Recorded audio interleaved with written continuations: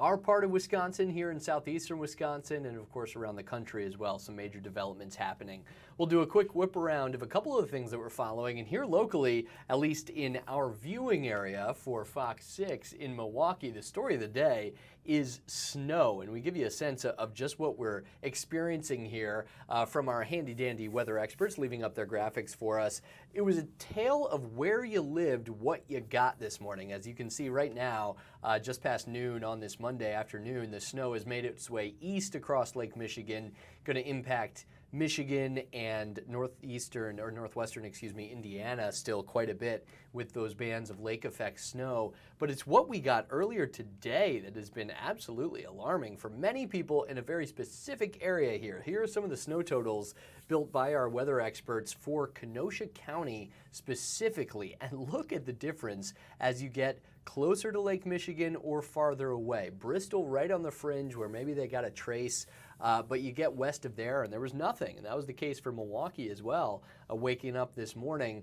But then the totals that you saw in the Kenosha area, 8 to 12 inches, and Pleasant Prairie absolutely got slammed. The first big snowfall of the season brought more than a foot of snow to Pleasant Prairie. So for those of us in Wisconsin, we like a little, ease into the winter season necessarily. All of us are experiencing the cold. Pleasant Prairie went right into a winter wonderland as of this morning, again, because of all of that lake effect snow. And then, of course, you get up here to Milwaukee as we show you a nice shot of our downtown there, and it's cloudy, but it was sunny earlier today and barely a flake on the ground. So there you go. Thanks a lot to Lake Michigan, perpetually coming up with different ways to challenge us in the weather department. We will hear from our weather experts later on throughout the 3 hours of the Wisconsin Live Desk today on what some of the notable totals coming out of that snowfall looked like, why the lake can play such an effect like that on such targeted areas. And it's a good reminder, we cover a big viewing area here in Fox 6 for Fox Local and all the others. So there you go. Depending where you lived, you experienced cold this morning, but if you were down in southeastern Wisconsin, Kenosha County especially, you got walloped by some lake effect snow right along the shores of Lake Michigan there. Just crazy.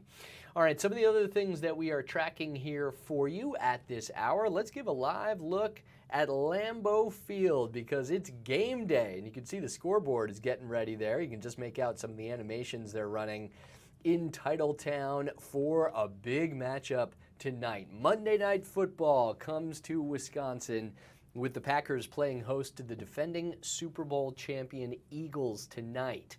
This is a game with some major postseason implications, potentially for both teams fighting for their respective playoff spots and trying to work on the seeding in the NFC right now.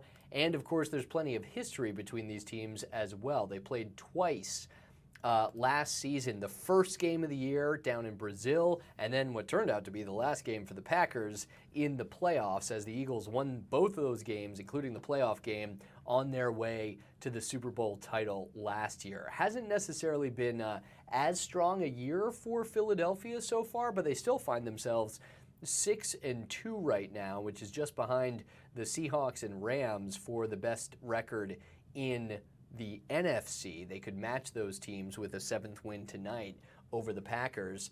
And for the Packers, again, bit of an odd feel to the year so far. 5-2-1 because of that tie to the Cowboys. They are still atop the NFC North, so they could stay there with a win tonight. But again, it's been kind of up and down. Some games, some halves, they look great. Others not so much. So a chance for both of these division leaders in the NFC East and NFC North, respectively, to see how they match up against each other tonight under the lights on Monday Night Football, and should be a good one too. There's also, of course, maybe we can get into this over the course of the edition of Wild here on this Monday, the Tush Push. The Packers were famously the team that presented the possible ban of that play that the Eagles have made so famous to the league in the offseason. It did not eventually get banned. It came very close, but not enough votes for that play to be banned. The Eagles still use it very effectively, and it'll be curious to see how many times we see that tonight on the frozen tundra. Maybe not quite frozen yet, but getting there at Lambeau Field. Clouds have set in. It was sunnier up there in Green Bay earlier today, but we're seeing that cloud cover over the stadium, over the Rush Center in the foreground as well. Hey, speaking of the NFL, this has nothing to do with the Packers or Eagles game tonight, but at least for the Eagles, it's a division foe. Some breaking news out of the NFL that just came through. The Giants are firing their head coach, Brian Daboll, with the team sitting at 2-8 midway through his 4th season. So there you go, announced today, according to two people with knowledge of the situation, speaking with the Associated Press. The New York Giants have fired head coach Brian Daboll. They've dropped to 2-8 with a loss to Chicago. In his 4th season, they have just not seen the success that the front office wanted to. The people spoke to the AP on condition of anonymity because the team had not announced it formally yet, but according to them, Mike Kafka, the offensive coordinator, was named the interim replacement. So quite a move from ownership and from the general manager after they blew a late lead yesterday. The Bears getting the win 24-20 over the Giants. So there you go. The general manager, the defensive coordinator will remain in their roles. Offensive coordinator Mike Kafka, former quarterback of my alma mater, Northwestern University, takes over the interim head coach position for the Giants. But man, just the 3rd time that the Giants have made a midseason coaching change since the 1970 merger. First since 2017. Back in that day, it was Ben McAdoo and general manager Jerry Reese fired. But Daboll, 20-40-1 in his first head coaching job in the league. These not quite 4 full years with New York. 20-40-1. They did go to the playoffs in his first season. He was actually named Coach of the Year that year. 11-33. The numbers get far worse since then. .336 winning percentage is not great. It is actually, listen to this, of coaches that have coached 50-plus games since 1970, again going back to the AFL-NFL merger, he is 154th out of 166 coaches in winning percentage. So that record looks bad. It is bad, and historically so at that. So end of an era for the Brian Daboll era, something that people will not particularly look back on fondly in the New York metro area, I'm sure, for the Giants fans. And hey, for the Eagles, their division rival just getting a major change midseason. Of course, the Eagles far more focused on the Packers tonight and what's coming with Monday Night Football. All right, a couple other things that we are looking for here. Of course, the big news nationally starting the day was a potential compromise in D.C. We give you a live look at the U.S. Capitol building where the sun is shining, the nice fall leaves in the foreground and blue skies behind. Late last night or over the weekend, a rare weekend session of the U.S. Senate, a breakthrough potentially that could end the government shutdown as a series of Democrats, 8 people who caucus with the Democrats, that includes an independent senator, decided to vote in a test vote with Republicans on a bill that would reopen the government. Now, the bulk of the Democratic Party is not pleased with this, but still, it appears that this could begin the process of ending the longest government shutdown in U.S. history. And just today, actually, Speaker Mike Johnson said House lawmakers should start returning to Washington right now after that stalemate seemed to end Sunday night. Voting with Republicans did those Democrats to move forward legislation that could end the government shutdown. Unclear when the Senate will hold final votes, but House Speaker Mike Johnson wants his people in place and ready to vote, as he said, quote, "The nightmare is finally coming to an end," and that they have to do this as quickly as possible to reopen the government and get some of the funding to programs, to furloughed employees, and all the like. And we'll try to hear a little bit more on that. Actually, just recently there was someone speaking at the U.S. Senate there, but it looks like they have just stepped away from the podium. So maybe we'll see if we can get some more information out of Washington on where we go from here. Again, that was a test vote, but seemed to be a potential breakthrough that could end the government shutdown. Now in day 41, it will last longer than that because of the procedures that have to play out in the Senate, and then the House would need to agree to that bill. The president would need to sign it, so we're not out of the woods yet, but we can get into some of the back and forth. The reason most Democrats still see this as a really bad move, while Republicans are celebrating the possible end of the government shutdown. And we'll get into why that small group, but enough, Democrats decided to vote with Republicans last night in the Senate. And then while we were on the sports topic, by the way, we had the preview of Monday Night Football there for the Eagles and the Packers tonight at Lambeau. One other thing that just actually came down from the Milwaukee Bucks, this is tough news for the team. Taurean Prince underwent an MRI last week, and listen to this, a herniated disc in his neck. Ouch. So the medical update from the team just announced maybe about an hour or so ago, less than that actually at this point. The medical update coming from the Bucks, Taurean Prince underwent an MRI last week that revealed a herniated disc in his neck. Prince will be sidelined indefinitely as the team's medical staff and external specialists determine the best treatment plan. So, man, really tough situation for a good player who's been with the Bucks for a couple seasons now. A nice role player off the bench for Doc Rivers, gives them some good defense, some good shooting when they need it. But they will be without him for the foreseeable future because of that, a herniated disc, and especially get anything into the head and neck area, that is not anything to mess with. So there you go. Tough news for the Bucks, who also dropped a game against the Houston Rockets last night. That was one that they led for most of the day, actually, but instead eventually fall to the Rockets 122-115, despite 37-8 from Giannis Antetokounmpo. Kevin Durant poured in 31 points for his new team, Houston. The Bucks sitting at 6-4 right now, so not lighting things on fire, but at least have played decently well in the opening stretch of this season, trying to work in a number of new players, new roles, and the like. But they will have to go forward, at least for now, without Taurean Prince because of that medical update. The Bucks do play tonight, actually, too. It's back-to-back as they were home yesterday. They are in Dallas for tonight's game against the Mavericks, who are really scuffling to start off this season. But we'll see if the Bucks can get right despite having to play back-to-back nights now for Milwaukee. All right, with that, let's take a short break here on the Wisconsin Live Desk. It is 12:42, 34 degrees out there. Certainly chilly if you're out and about, but hopefully you're just relaxing, hanging out with us here on the Live Desk, and we will get much more after a 2-minute break coming up on Wild. Thanks a lot for checking this out here on Fox Local, on the Fox 6 Milwaukee YouTube channel, wherever or however you're joining us. Great to have you here with us on a Monday afternoon. We'll see what we find on the other side of this break.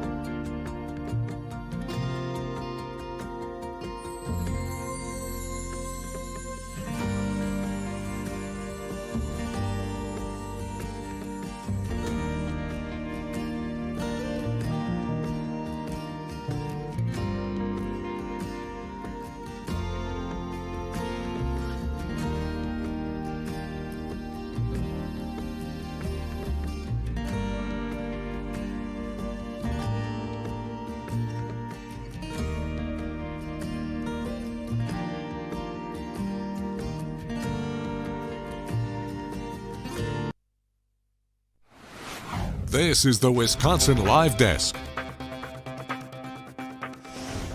Welcome back to the Wisconsin Live Desk. Carl Deffenbaugh with you here on this Monday afternoon. It has been quite a day in the weather department already, we can tell you that, as we give you a live look again at downtown Milwaukee. This was not the most pertinent area in the weather department today. We were all right in Milwaukee. Cold out there, of course, to get the day started, but nothing like the foot of snow Pleasant Prairie got farther south. All of that a reminder of what is coming, whether we like it or not. And here on the Wisconsin Live Desk here at Fox 6, we're very happy to keep the push going for Coats for Kids, the 41st annual drive that we have done here at the station with our great partners over at the Salvation Army. And let me bring in now for you, we have let me pull this up. We have Major Rochelle McClintock, Shelley, the Divisional Commander for the Salvation Army, joining us live here on the Live Desk. Thanks for working through a couple of our technical difficulties. Always fun doing this virtually. Great to have you with us here on this afternoon. How are you? I'm great. Good afternoon. Thanks for having us. Now, you're not down in Kenosha County, are you? You made it through without too much snow today? I am. I'm here in the Milwaukee area. We did have a few staff though that made their way up to work from Kenosha. Yeah. So, yeah, we're doing all right. That's impressive because yeah, schools were closed and a whole lot more down south. But all of this, honestly, a pretty good reminder of what a Wisconsin winter can bring each and every year, even if it starts a little earlier than any. Tell us where we're at right now for you guys in terms of our campaign and this partnership as we really try to help out a lot of kids around our area. Yeah, so we're just in the first few weeks of the campaign as we are collecting coats across the Milwaukee County area. And so we've had 3 in-person distributions so far. The last one was on Friday afternoon. It was an all-day distribution. And that day we distributed over 1,000 coats just on that one day. And so we're well over 2,000 coats distributed so far and just in time for this cool weather. Yeah, that's great that you guys are able to turn that around so quickly, too, because that was kind of my thought. Each and every year it kind of depends on, okay, we start the campaign, but maybe it's not quite cold yet. It certainly has been this year. Tell me about those distribution events, because I know having spoken to you and many others with the Salvation Army in past years of the campaign, those are really where it hits home, right? It is. It is. I had the privilege on Friday to welcome every family and every child through the door. And what a cool experience that was, just to see the smiles on the kids' faces as they're telling me what color coat they're going to choose. And just the excitement of all of that, even with the sun shining and the 50 degrees or so we had on Friday, kids were really excited about getting a new coat for the winter. And so we'll continue to have distribution of coats through January, February. As long as it stays cold, we'll have coats to give out as people need them. Of course, we need coats to give out to all those kids looking for them as well. So I know this is familiar for both of us, but for people watching who aren't as familiar with the Coats for Kids campaign, there are a lot of different ways that people can help out, whether it's monetarily, whether it's, as I did over the weekend, pulling things out of the closet, seeing what we still have from the kids growing bigger and the like. So what are the ways that people can help out if they're watching? Yeah, so if you have new or gently used coats, we'll happily take those off your hands. Those can be dropped off at any Salvation Army location. Those can be dropped off at Steinhoffel's. Those can be dropped off also at Landmark Credit Union banks. Any of those locations where coats can be dropped off. And then from there, new coats are automatically put right on the rack and given out as they come in. And then coats that are gently used, we have cleaning partners who work with us to help get those cleaned, and volunteers to make sure all the zippers are working and so forth. And if you don't have a coat to give and would like to just give a monetary donation, that can also be given to the Salvation Army. You can do that at samilwaukee.org. I'm sure Fox 6 also has a link on their website as well. And that just helps us. We're able to buy coats wholesale, and so we can get a really nice coat for a really great deal through Operation Warmth. And so just really encourage people to give monetarily as well, so we can buy the sizes that we're missing. I know we have done this for decades now, right? More than 4 decades, in fact. But for the Salvation Army, you guys are involved in so many different things. Of course, we're used to seeing the Red Kettle campaign this time of year as well. Why is this program so important to you guys and something that you've been such great partners for us over the years? We live in Wisconsin, so it's a critical part of sending a kid to school and making sure that they have the right warm winter gear. So when they get to go outside for recess or outside playing in the snow with their family and friends, they have the right winter gear to keep them safe and warm. And we also just want to make sure that every child feels safe and secure, that they're equipped with the right winter gear, whether that's a new hat or gloves or a warm winter coat. And so definitely so grateful for this community and the way they step up every year to help us make sure we're providing those needs to the children. It's kind of a two-part question here, but both the mental and the physical benefits of this. Luckily enough, like my kids have never had to want for a coat like that, but for those who do, what can that mean in terms of getting to school, attention at school, all of that, and then also just the perk of getting something new like that for someone who may not have too much? On Friday, I had one young boy say to me, "Are these coats new? Are we getting a new coat?" I said, "Absolutely, you're getting a new coat today. That's going to fit you, and you get to pick out the color and the style that you want." And so I think, just like you said, the confidence that can give a young child, knowing that that's not one thing that's going to separate them from someone else who already has coats and warm clothes, but they fit right in, I think is really important. So yes, not only the physical need of making sure they're warm, but also just that mental and self-esteem and social aspect of going to school and having a nice warm coat too. Yeah, something to feel proud about, something to feel good about going into the day and the like. Shelley, thank you so much for joining us here on the Wisconsin Live Desk. Here, I'll put up, we have a graphic one more time I'll put up for the folks watching, both the QR code that you can scan if you're able to do that, or go to, as you mentioned, we have resources as well. fox6now.com is the website, or find the Salvation Army. If you have the physical coats, as you heard, a number of different great partners like Steinhoffel's, Landmark Credit Union, and the Salvation Army, where you can drop off those new, or gently loved, as we say, coats around the area. Anything that you're particularly looking forward to as we keep pushing through with this campaign? I'll just ask as a final question. I know we always do the big the giveaways throughout. There's kind of a collection event each year. What kind of personally to you have you grown to love over the years? Those distribution days are just the best. Being able to see a smile on a child's face, seeing gratitude on a parent's face as they receive a coat for their kids is not much beats that. Not much beats those days. Well said, well said. And we're very happy to continue to bring some of those days to our great viewers and the people in southeastern Wisconsin, thanks to this great partnership. 41st year of Coats for Kids. Thank you so much for joining us here. Appreciate it.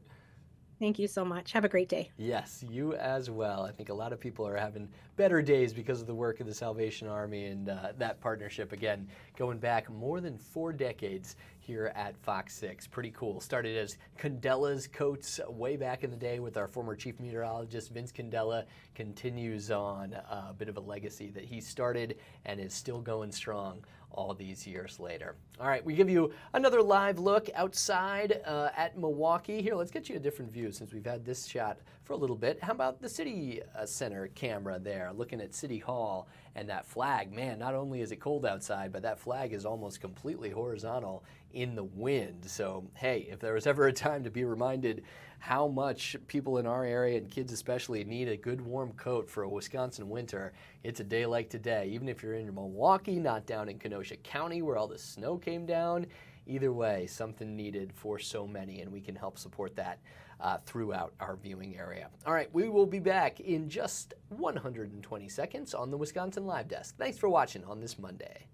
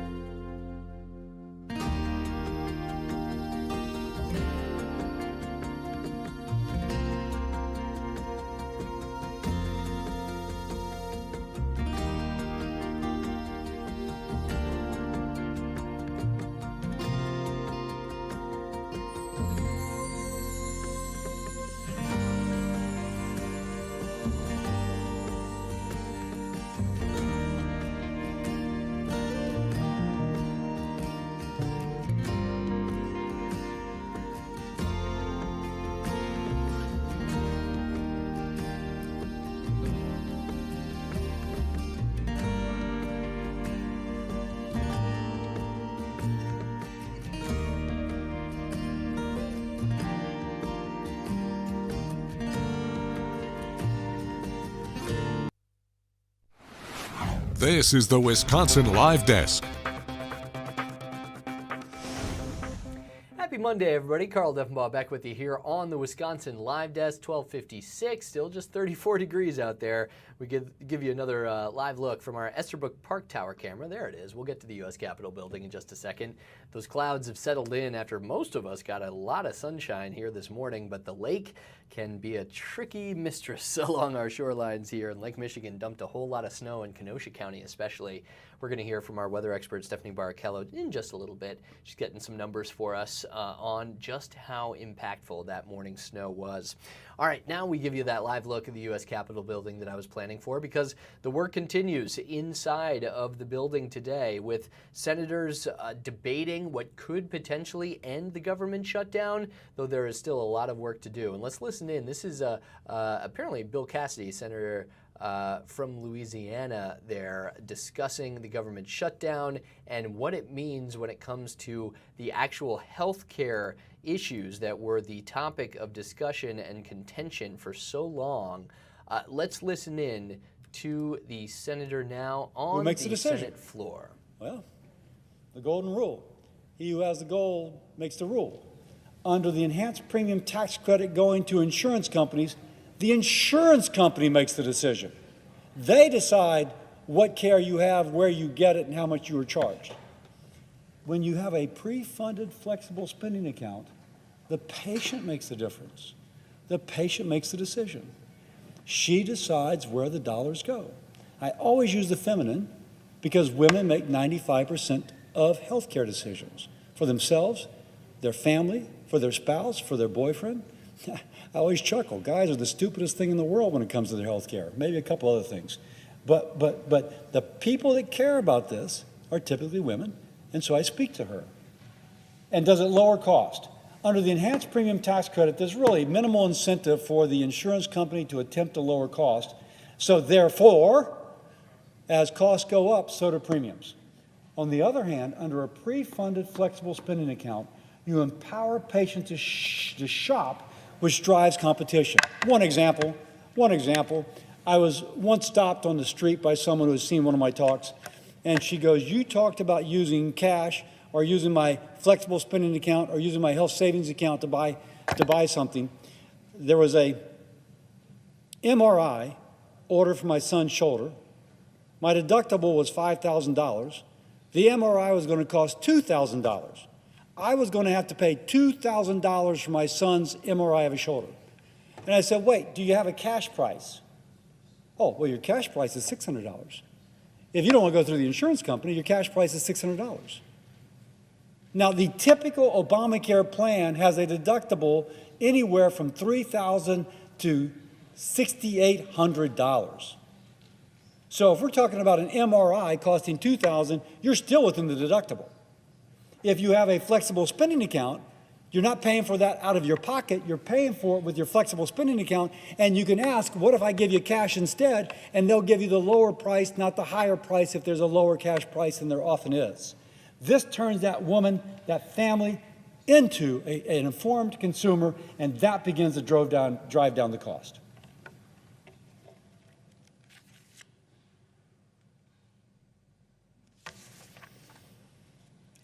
This is the essence of giving power to a patient. The patient picks the best deal for her health and the best deal for her family's pocketbook. The pre-funded flexible spending account doesn't treat someone like a dependent of the federal government. They treat them like somebody who can make wise decisions for themselves and empowers them to make wiser decisions than the insurance company itself can. Now, some will ask, how much money does it cost? The first year, depending on how we structure it, it might cost just as much as our enhanced premium tax credits. Why? Because we're going to take the amount of money that would go for the enhanced premium tax credit and put it into a pre-funded flexible spending account. My Democratic colleagues should like that. They should say, wait a second, okay, it's still given the same value. In fact, I would argue better value, because when you give it to the insurance company, 20% goes to profit and overhead, and when you give it to the patient, 100% goes to real care, but the cost the first year will be about the same. But I will repeat, the difference is where the money goes. because it goes 100% for real care, there's more value for every federal dollar. And once more, it's in the family's vested interest, financial interest, to purchase wisely, and that begins to drive down health care costs. And that, coupled with other reforms in year 2 of this program, in year 2, would begin to reflect itself in lower premiums. So, to conclude, here's the choice before us. We can keep paying insurance companies to hide the cost of higher premiums behind confusing bills, rising premiums, in a system which actually raises costs for many. Or we can give the patient the tool and trust her to pay for her care directly at fair prices with transparency. If we will, it puts patients before insurance companies. It encourages competition. It encourages and rewards smart choices. It begins to make health care truly affordable, not by inflating subsidies, but by unleashing the power of the consumer. Let's stop writing blank checks to bureaucracies and insurance companies. Let's invest in our fellow Americans.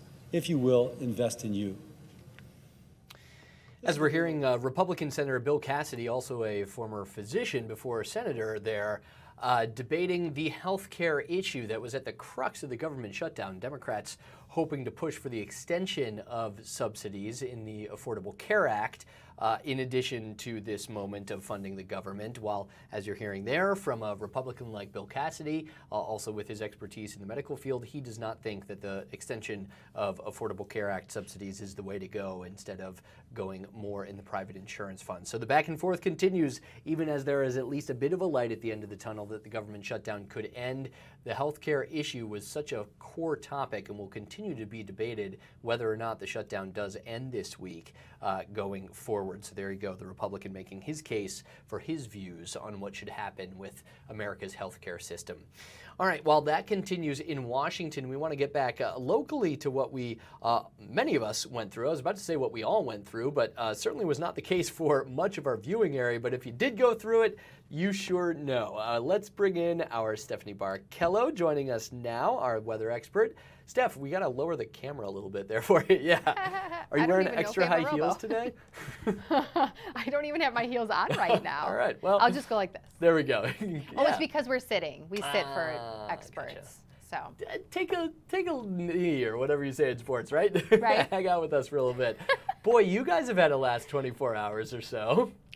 It has been a very active morning. Late last night into early this morning, a very small portion of our viewing area dealt with that lake effect snow. And now, even though it was very localized, you know, we're talking eastern Racine and Kenosha County, there were some really big snowfall totals. So we experienced over a foot of snow in Pleasant Prairie, for example. So again, a small area, but a lot of snow, or a lot of high snowfall totals. And remember, this is our first snow of the season, so it's a lot to experience this early on. But I will say this is the time of year where we do see lake effect. I think it's been a few years since we've had an event like this, but the Lake Michigan water temperature is still around 50 degrees, which is pretty warm for this time of year. I think this is a little early for this big of a cold blast to move through.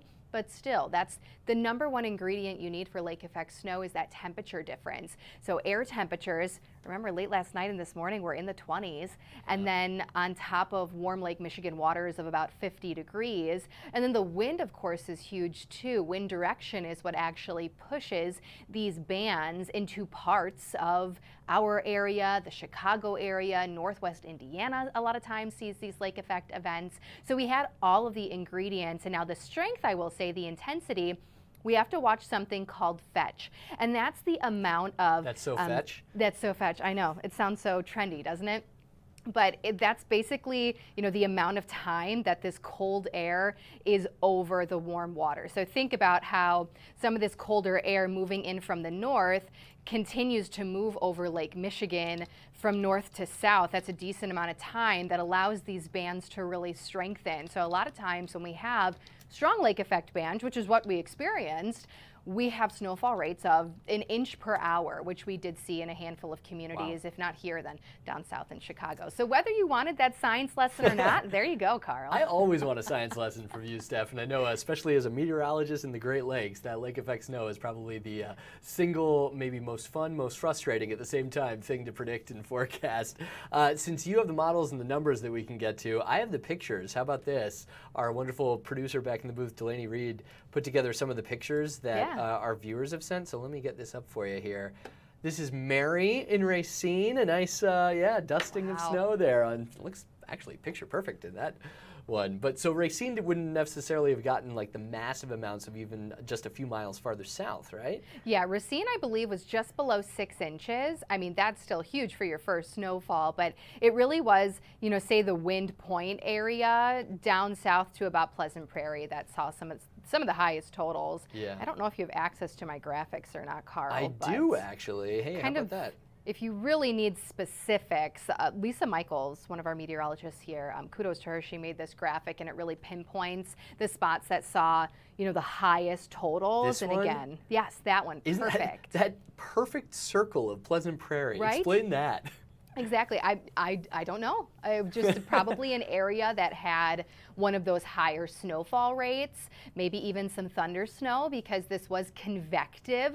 There was even off the shore of Chicago, I believe, earlier this morning, a report of a water spout. So this was convective in nature, and you think of convective thunderstorms that produce inches worth of rainfall. It's just precip-wise snow. So that's my guess around the Pleasant Prairie area, as it was probably just one of those higher snowfall rates. But anywhere from Wind Point to Racine to Kenosha to Pleasant Prairie, those are your highest totals. I'd say at least 8 to 10 inches in those spots. But then even, you know, you look at Summers as well as Sturtevant and even Franksville, I mean, picked up at least a few inches worth of snowfall. So a very sharp cutoff here, which is very normal for lake effect. Remember, these are narrow bands. The wind doesn't always push it completely onshore. But I do think this really puts it into perspective for you, especially as I zoom out a little bit. You can see that it really was a very small part of southeast Wisconsin that experienced really high snowfall totals. It's a good reminder, and again, credit to you guys, how much you have to forecast for a viewing area of our size, and how different that can be with the lake as that major factor on to the east. But that is just amazing. I know. To see nothing and then everything, depending what little corner of our viewing area you're in. Right. And as I switch over to radar, you can see actually this lake effect band now is impacting the other side of Lake Michigan. Oh, wow. So Michigan State, right along the lakeshore, on into northwest Indiana, but also as I actually just pen up towards the north a little bit, Door County has dealt with a lot of snow in the last couple of days as well. Both the system snow that we also saw Sunday morning, you know, Saturday into Sunday, but also lake effect, you know, they're kind of in that perfect little position where they do end up seeing a decent amount of lake effect. So they're still dealing with snow at this hour, but it's especially Michigan and then poor little northwest Indiana. As you can see, their visibility very, very low, say the West Bend area.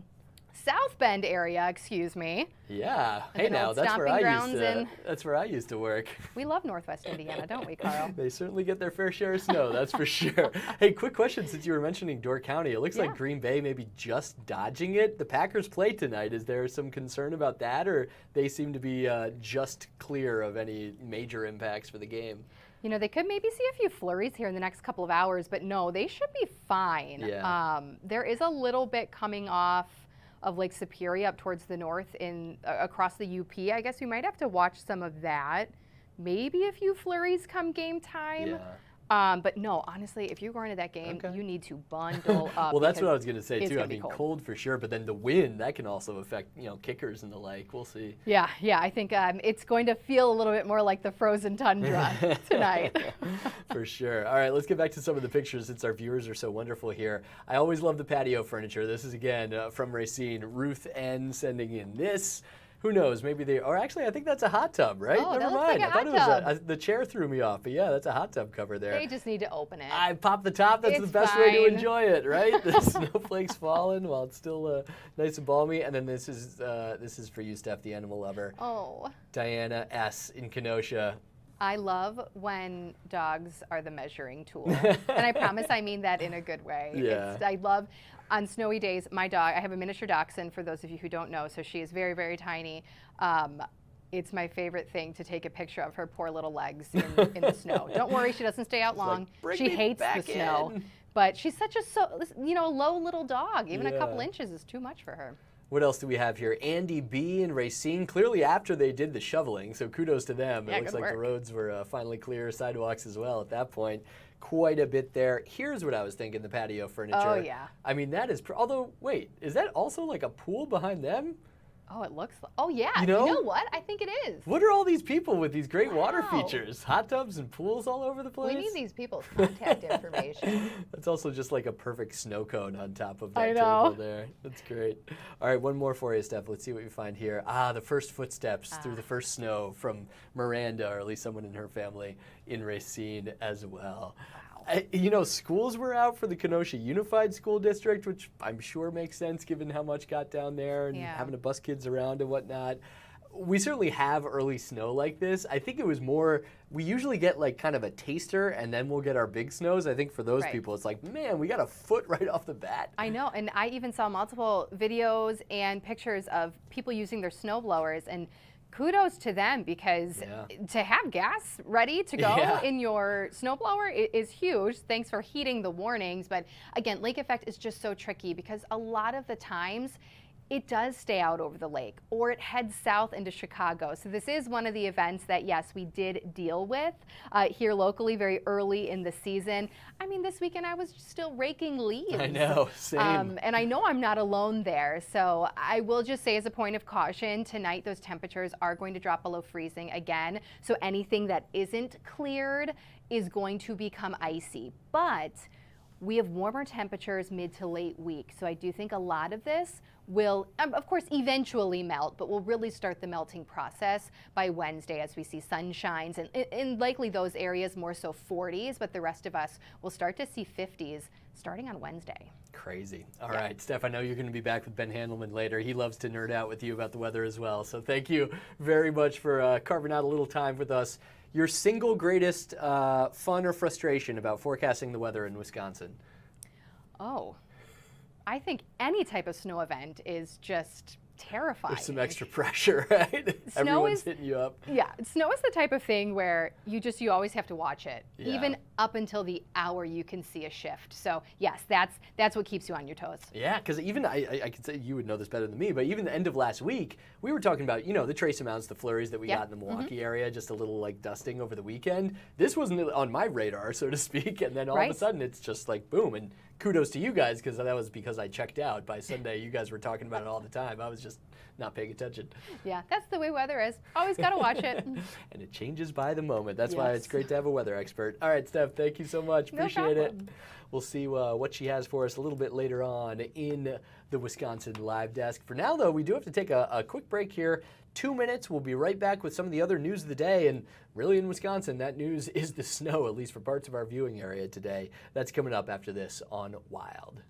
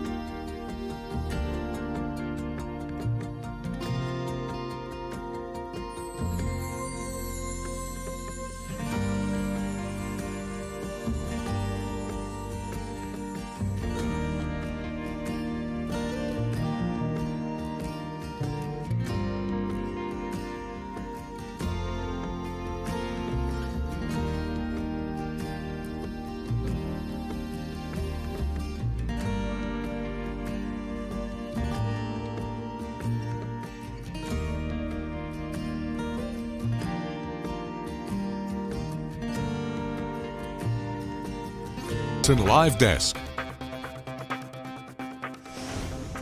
Welcome back to Wild here. Carl Defma with you on this Monday afternoon. We keep it rolling here with our coverage of the first big snow event of the season. Not in Milwaukee, as we give you a live look at the Estabrook Park Tower camera, but farther this direction, looking to the south from the top of that tall broadcast tower, all the way south down to Racine and Kenosha counties. That is where things really got dicey this morning. We are talking major totals. For more on that, we bring in our Durante Matthews. If you're a reporter here at Fox 6, you know you'll be on snow coverage at some point. Probably weren't expecting to cover this much snow this early in the season, right, Durante? Absolutely not, Carl. This snow is just, in my opinion, this snow is just disrespectful. I mean, come on. Halloween was just 10 days ago, and already we have this. So I just want to show you, this is kind of what residents out here in Pleasant Prairie are dealing with right now. We're in the Carroll Beach neighborhood, and we just spoke to a guy. You can actually see him back there using that snowblower. He told us last night when he went to sleep, there was really nothing. He woke up around 3 in the morning. He said, it's a little flurries. And then he said when he got up this morning, it was like 9 inches of snow. So yeah, folks have been trying to shovel their way out of this, snow blowing it. We've even come across a couple of people who actually got their car stuck trying to get out of their driveway. It's a lot, okay? Especially comparing to Milwaukee, where we were just this morning, and as you can attest because you're out there right now, where there's really nothing. And then you see this is a stark contrast. It really is. It was one of those mornings, I can tell you, anchoring our Wake Up News, where it's really good that we work in a visual medium, because I think for so many people, if they were watching, they would have said, what are you guys talking about? First big snow event of the season? So much of our viewing area had nothing. And then obviously, as you were showing us, they got it all in Pleasant Prairie for like the whole area. So it's honestly hard to see spots. Really Steph said about a foot, more than a foot of snow in that area. What have people's moods been? They know it's coming, right? They know it's Wisconsin. They know winter will eventually bring this. But how have they been reacting to such massive totals? They have been surprisingly in good spirits. A lot of them are joking about it. I mean, like I said, the guy we just spoke to, he said, I don't like it, but maybe it's our turn right now. Because, yeah, they did not expect this much. Again, like I said, it was just Halloween. We're not even at Thanksgiving yet, and it looks like it should be Christmas out here.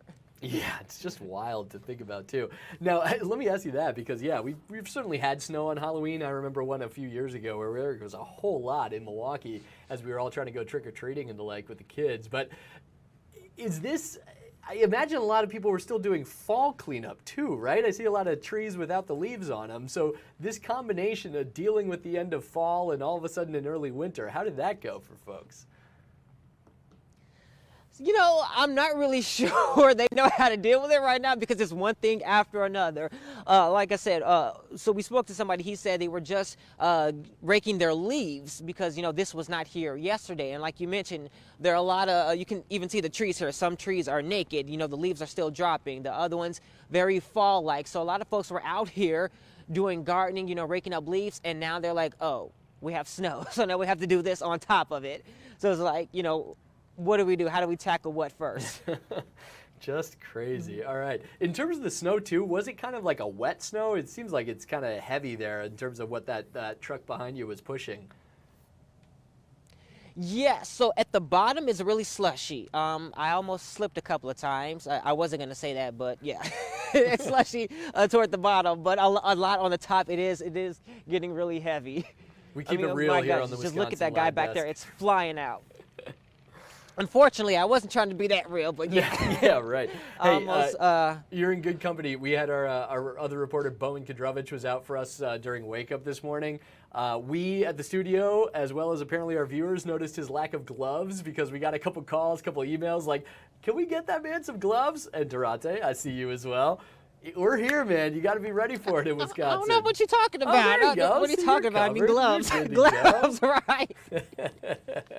You know, yeah, we're prepared out here. It kind of surprised everybody. I was getting my daughter's snow stuff out just for, you know, the season over the weekend, not thinking that we would need it. And we were in Milwaukee County, so did not need it. But, man, if you're down in Kenosha, you certainly did.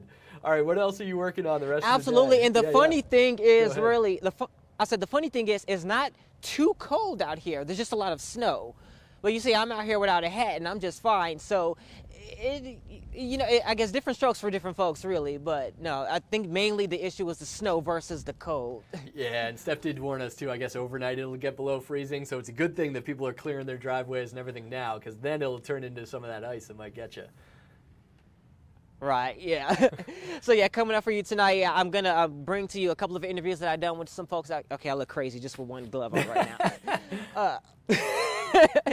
So just a couple of interviews that I've had with folks who say, we did not really expect this, but like I said, they're pushing through it. And just to show you the differences in certain parts where, like I said, they woke up to 9 inches, and then there are other parts of the area where there's virtually nothing. So it is a stark contrast. One of the guys who I talked to, I told him, I said, did you know that there are areas around here where there is no snow? He said, those lucky stiffs. That's pretty good. Some other people might have had some other words for us who did not have to shovel this morning, but there you go.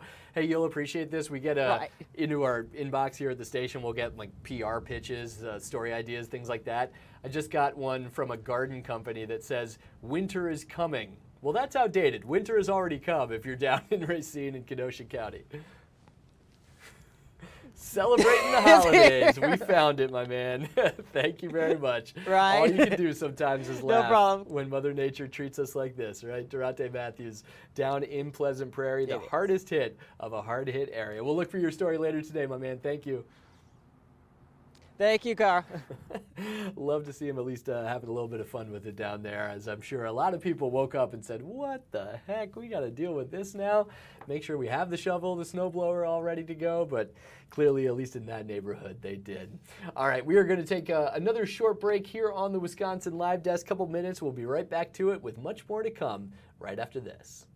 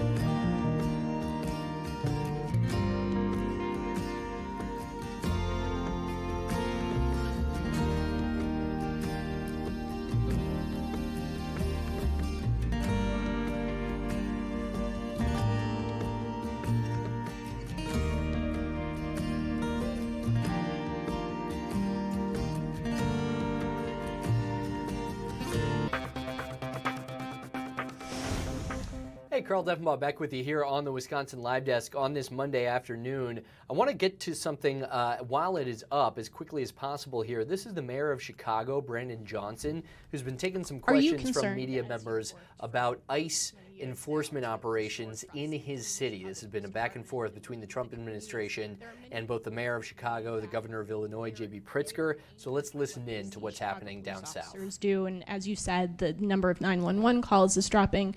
Are you worried that one casualty of these immigration raids will be sort of any improvement between the levels of trust between the Chicago Police Department and the people of Chicago? Look, we have worked exceptionally hard to restore the trust between law enforcement and the community. I am absolutely concerned that what Border Patrol, under the direction of Bovino, under the direction of his king, President Trump, that has ensued the great deal of chaos that he is trying to promulgate throughout the entire country. Yes, I'm concerned about that. And that's why we're going to continue to review all of these actions. But what I can say is this president has unleashed Bovino to unleash tear gas on police officers and babies. And then they have the temerity to take a picture in front of one of our public assets. There are horrific pictures that exist within America, in American society, graphic ones, from lynchings to black children being prevented from entering into a public institution. What Bovino and the Border Patrol are executing right now have the same grotesque proclivity as those who have worked incredibly hard to dehumanize historically people who have been placed in the margins. It's sick. Hey, Mayor. Hey. The Finance Committee just advanced money for a field house in the 17th Ward. Was that field house a sweetener to get Alderman David Moore on board for the 2025 budget or for this next budget? So Alderman Moore has been working hard for, having more recreational space in the 17th Ward, which is aligned with my vision for Chicago. We have to invest in our public spaces, particularly at a time in which the Trump administration has demonstrated a great deal of animus towards what should be designed for the public good. This is just another example of our commitment to make sure that there are safe spaces across the entire city of Chicago for the people of Chicago. I just did a community town hall there in the 17th Ward where over 100 people showed up, and what they said over and over again, we need our public spaces to be made well, or even new spaces, of course, to continue to make people. While that continues in Chicago, we want to get you back to something happening locally. Let me pull up this feed from a courtroom right now. This is the Greenfield Police Chief, Jay Johnson, along with his attorney there, representing him, charged with felony misconduct, although he has a long history of discipline. Let's listen into what's happening in court today. I understand the limitations of a motion at this stage of the proceedings. We're limited to the four corners of the complaint itself. But even examining the four corners of the complaint, I don't think it states probable cause to support the charge. At essence, when you sort of put aside what is a lot of speculation and conjecture, witnesses offering their opinion on whether using the camera was a good idea or a bad idea, but at the end of the day, what you have in the complaint is the mayor authorizing the use of the camera, and my client going to the mayor because that is his direct report. He reports directly to the mayor. The mayor authorizes the use of the camera. He may have had second thoughts about that authorization, but at no point does the complaint state that he rescinded or revoked that authorization.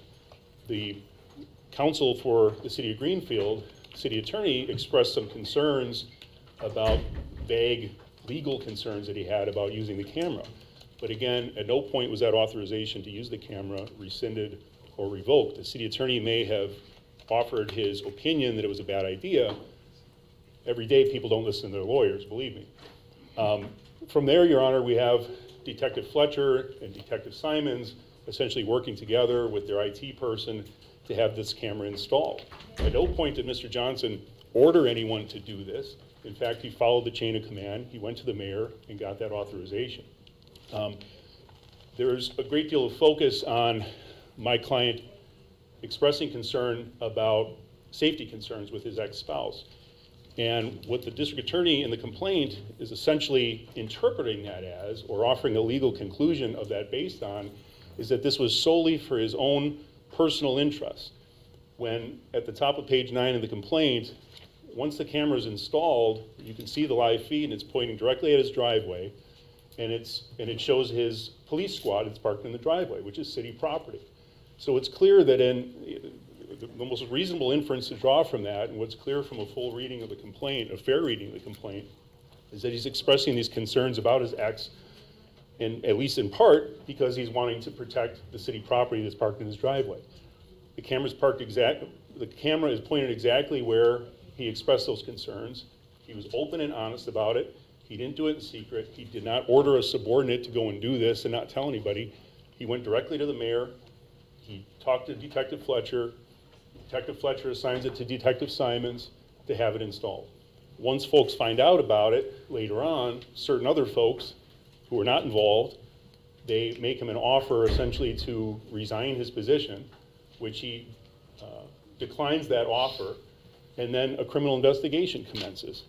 So again, that's not necessarily for the court's consideration here today, but if you look at the criminal complaint and you set aside, as I said, the opinions and conjecture from witnesses who were interviewed, and you just look at the factual allegations, it misses the mark of probable cause, Your Honor, and I'd ask you to dismiss the complaint. Thank you, State. Judge, I think, or Commissioner, I think this complaint states probable cause. The mayor specifically tells the city attorney to tell the defendant not to do this, and he does it anyway. And there's an email in the complaint about how the city attorney told the mayor how the defendant reacted when that directive, the mayor's directive through the city attorney, was given.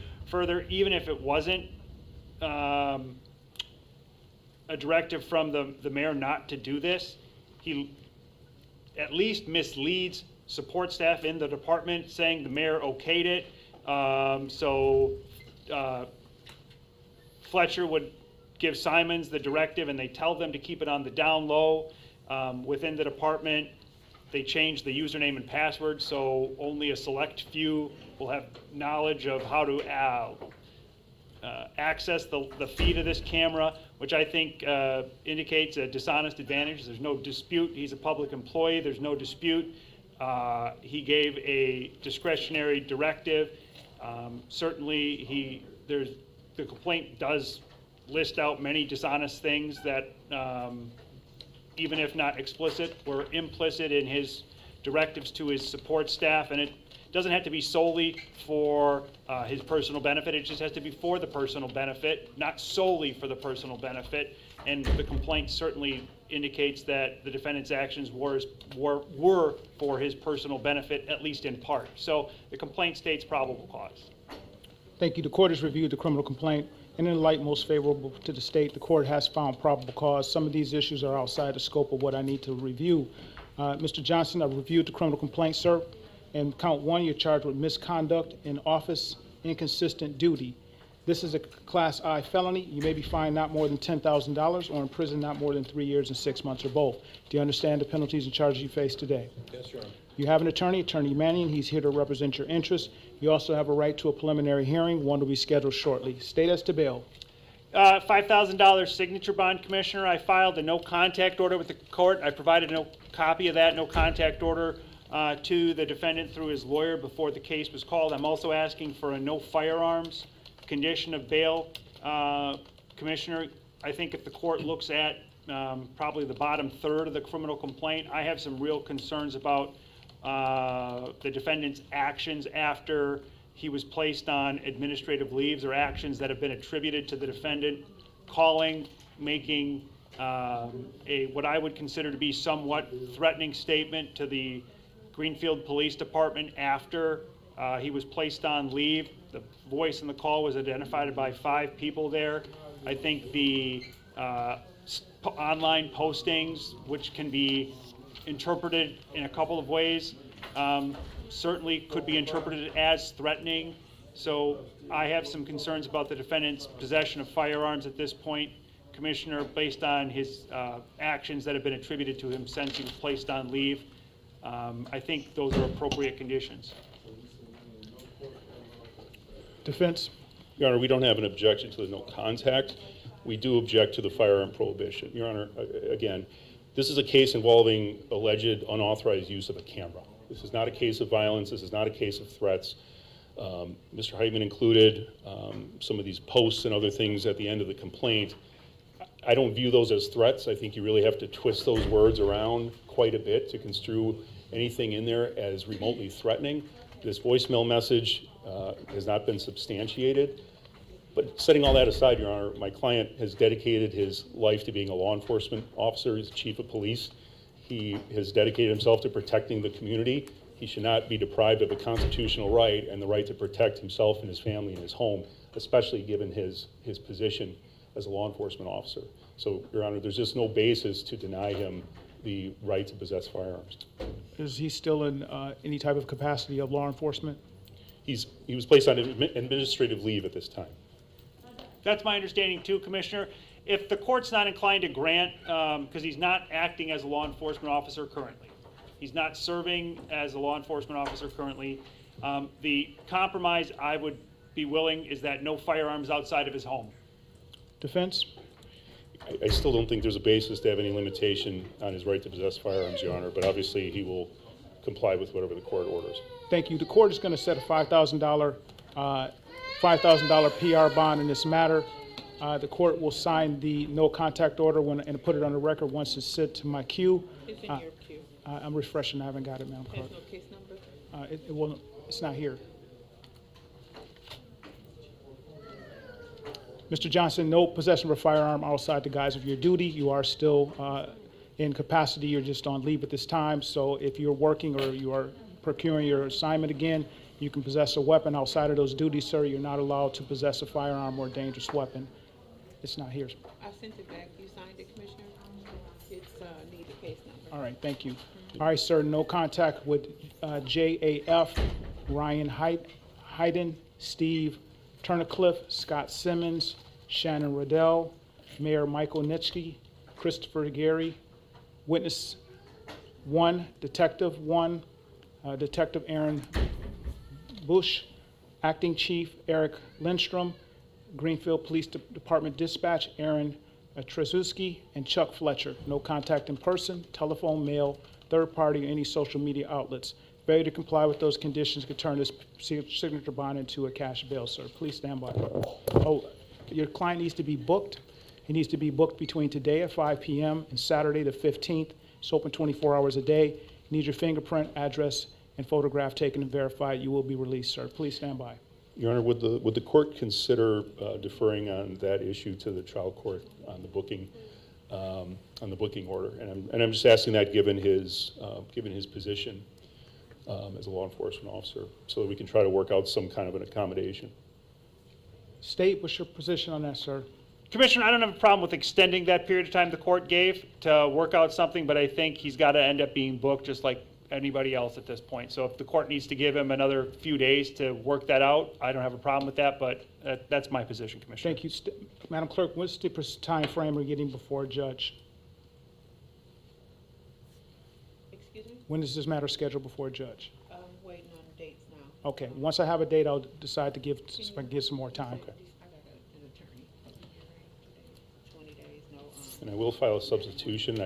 Because we haven't had the prelim yet, I haven't done that yet. Okay.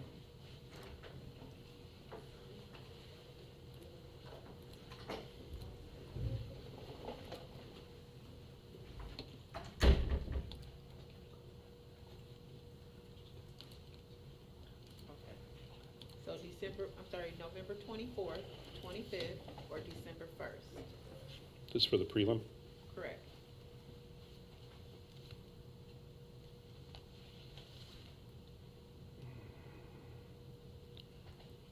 You said the 24th, 25th, or? December 1st. I can only do the 24th, sorry. They can only do the 24th.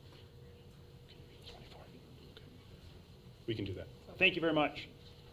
AM or PM, 8:30 or 1:30? What's better for you? 1:30? Yep. 1:30.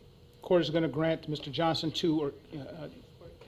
2 weeks to the 22nd of November to be booked or find some amenable ways with the state and the sheriff's department. Thank you, Your Honor. Thank you.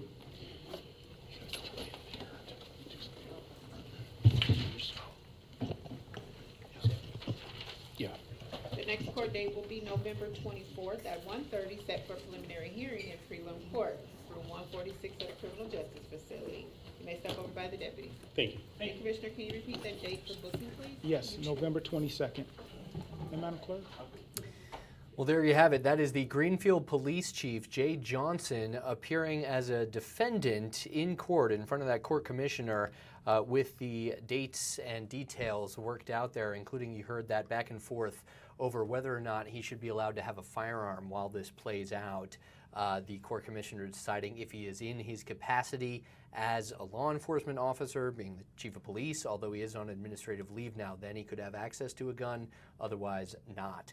Now, this all goes back to a charge, a couple different charges, but charged with felony misconduct, as records show that he also has a long history of discipline before that, not connected to this. So the backstory to this is that prosecutors in this case, and you heard that criminal complaint being detailed there, say that the police chief in Greenfield, Jay Johnson, had department staff install a city-owned surveillance camera that was pointed at his own home. Now, that's despite the city attorney advising against it, and this was all while the police chief was going through divorce last year. Now, in addition to that, you heard the discussion on our air, not necessarily in that court right there, about the lengthy history of disciplinary actions taken against him while with the Greenfield Police Department, dating all the way back to 2013. We have obtained at Fox 6 almost 200 pages, 195 of documents that detail some of these issues before he became the Greenfield Police Chief. So he's been on paid leave for nearly 6 months, going back to, I believe it was May of this year when the complaints were filed. We have tried to get him on the record. His attorney has provided a statement to Fox 6, but separate to what he is charged with and what you heard being dealt with there in court are the public records that show he had a history of disciplinary issues going back actually to 2010, excuse me, I misspoke, accusing him of dishonesty, sharing management level discussions, in one instance asking a subordinate about a sexual relationship with a fellow officer. And there was a notable memo from 2015 that said Johnson, quote, can't be allowed to supervise. An emergency management position was created for him instead, and in 2017 he signed a settlement agreement to become the emergency management coordinator with the fire department, banning contact with the police department. So all of that, and then somehow in 2019, 2 years later, he became the chief of police. There have been a number of questions to the mayor of Greenfield, to the Fire and Police Commission, or Police and Fire Commission, it's known in Greenfield, about how he could have been selected as the chief of police, given this lengthy history of some disciplinary issues. All of that coming to light in the wake of this now charge, felony misconduct for the placement of a city-owned surveillance camera pointed at his home while he was going through a divorce last year. So quite an interesting story, and there you got the developments coming up in just a couple weeks. He'll be back in court. That is the Greenfield Police Chief, who has been on leave since May, Jay Johnson. All right, we have to take another break here on the Wisconsin Live Desk. Much more coming your way in just 2 minutes. Stick around, and thanks for watching on this Monday.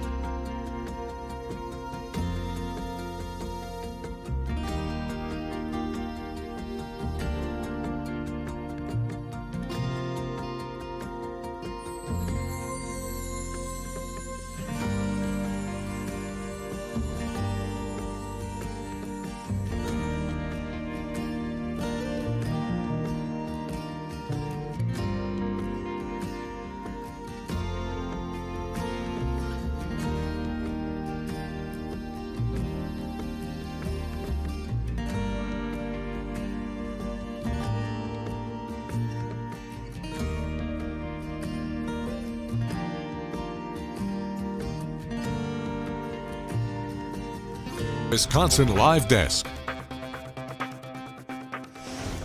Welcome back to the Wisconsin Live Desk and welcome to Game Day. You are looking live, if I was Brent Musburger, at Lambeau Field there. Titletown, the host for Monday Night Football tonight. The Eagles, the defending Super Bowl champions, up against your Green Bay Packers. And I'll be curious to see how these two division leaders match up on the field tonight under the bright lights of prime time. Not quite in Green Bay yet because he's joining us from the road. We have our sports director, Tim Van Voren.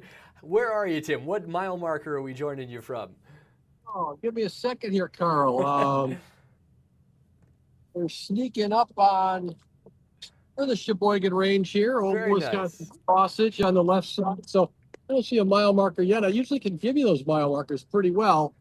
We're coming up on 1:23. Very nice. For the people tracking at home, you are on your way. Of course, many of us will be on our couches tonight watching a packed stadium for this featured game as well. Tell me about what you're looking forward to. We get to do these conversations a lot when it's midweek. It's kind of where the team is at leading up to an opponent. Game day's got a different feel to it, right? It sure does, Carl. And it's always nice to talk to you during the week, but game day is different.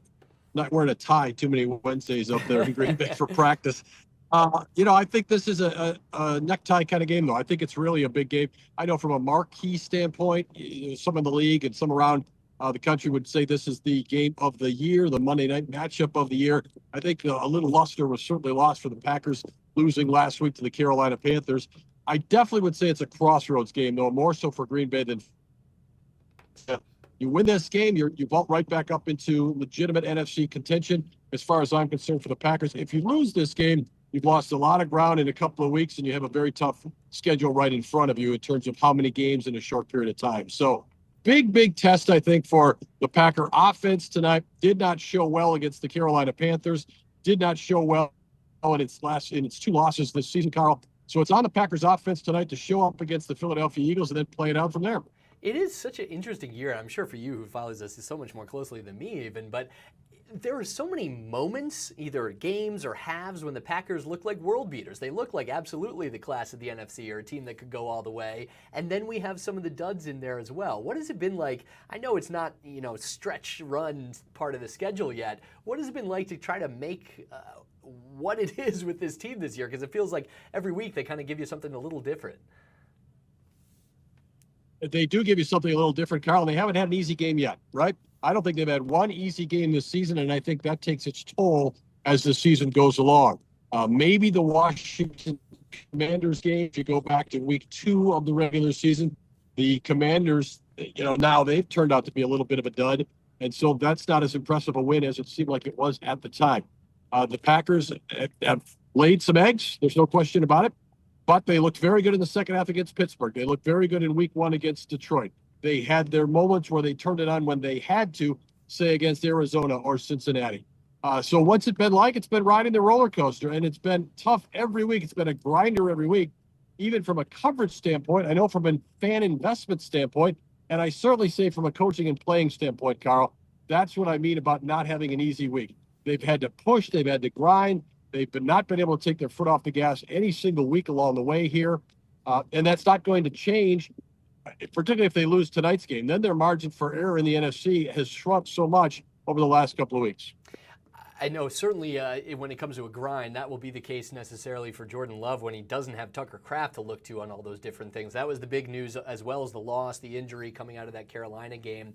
What did you hear from the team this week, and what will you be looking for right off the bat when it comes to that opening script, those opening few drives from Matt LaFleur and Jordan Love in that offense without someone who was projected to be one of the best tight ends in the league this year? Yeah, he certainly was playing to that level, Carl. You're right. We heard from Matt LaFleur, and then it was echoed from the players all week long. This is going to be an entire offense type situation. It's not one guy. Luke Musgrave is not going to come in and replace Tucker Kraft. They have confidence in Luke Musgrave, and Luke Musgrave has confidence in himself. He was a second-round draft choice coming into the league. He has a little bit different skill set than Kraft, but it is a skill set that could be productive and should be productive at the NFL level. However, Luke Musgrave is not going to pick up Tucker Kraft and do that level of blocking and be able to get those yards after the catch.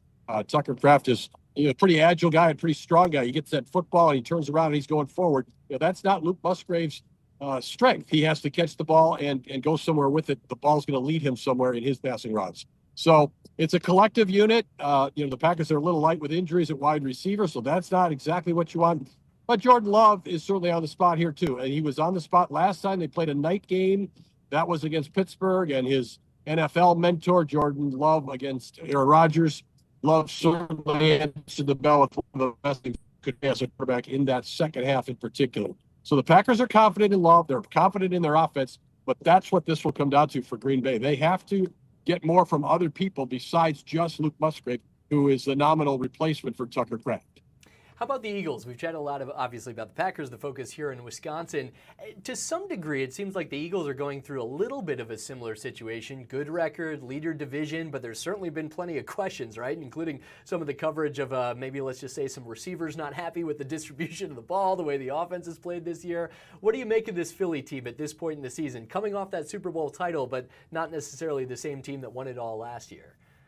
Yeah, you're right. And coming off their bye now, there's been a lot more drama in Philadelphia. In Green Bay, it's been football-related drama, a roller coaster ride.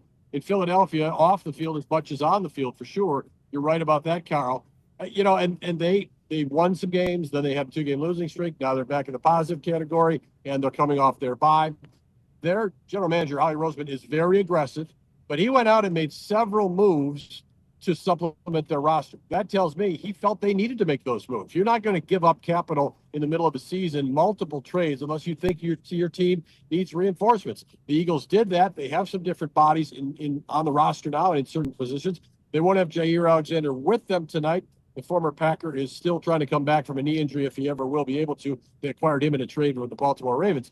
But they have new faces. They have new energy. They're coming off their bye. I think it's a challenge tonight for Green Bay. If you're talking about the Eagles, they are the Super Bowl champions. They aren't always the prettiest. They win a lot of football games, Carl. Yeah, able to get it done. Certainly down the stretch, it seems that way. All right, can't be a Eagles-Packers preview without conversation about the tush push, right? It was the play in the NFL. Of course, the Packers put their name on the attempt to get it banned in the offseason. You want to put an over-under on the number of times we see it tonight, or how that factors into the game plan? A little extra spice on those plays? Well, Nick Sirianni's one to try to rub your face in something. That's the kind of personality their coach has. I don't think it'll be the first play from scrimmage, Carl, somewhere on the field, but I think we'll be seeing that tush push tonight. And Matt LaFleur this week, very consistent in his messaging. Not that he wanted to talk much about it, but very consistent in what he did say about it. It's a very difficult play to stop. And so if the Eagles get into position to run the tush push, I think everybody expects that they will, and everybody expects they might have a pretty high success rate on it. Not to get into too many of the specifics here, but what specifically is it about the play that the Packers and others have said basically doesn't belong in the game? LaFleur has kind of compared it to a rugby scrum more so than a football play. What are the actual physical movements in the tush push, the way the Eagles run it, that people have been so up in arms about? Everybody's just bunched together. AJ Brown, one of the wide receivers, was asked, what's his role? And I'm traveling up today with Lily Zhao, objective reporter, photographer Tanner Hemker, moderately objective, but Eagles fan. So maybe he was the one who was talking about AJ Brown. But AJ Brown says his role on the tush push play is just stay out of the way. Okay, so wide receiver way out on this flank. You're going to bunch up against a bunch of your players. You're right in the middle. You're going to have the quarterback, Jalen Hurts, right over center. He's going to take the snap, and they're just going to move forward like a rugby scrum, or like, in our day, Carl, that old electric football game where everybody just kind of moves the same way, vibrating on the metal field. That's what they're trying to do. It's very difficult to officiate because everybody's bunched in there together. If somebody get a quick start ahead of the snap, it's almost impossible to see that. There's a push element. There's a leverage element. It is a different type of football play. I think it bears noting, though, it is a legal play at the current time. There's no reason for the Eagles not to run it, in my opinion. Whether you like it or not, whether it should stay in the game, right now it's legal. The Eagles use it, and they use it well. They certainly do. Yes, stop it. That's the task for the Packers defense. I think we're bearing the lead. You got a who's who with you going up to Green Bay, and are you in the back seat? They couldn't give you a shotgun at least? Right where I belong, Carl. You know what I mean? So the chance to join you back here, and just kind of listen in and take in the words of wisdom from Lily Zhao, Tanner Hemker. I mean, what better way to get up to Green Bay and get prepared for this game? World travelers at that, sports aficionados. I love it. Hey, let me ask you one question, too, because I know you always love finding the stories within the stories in a game like this.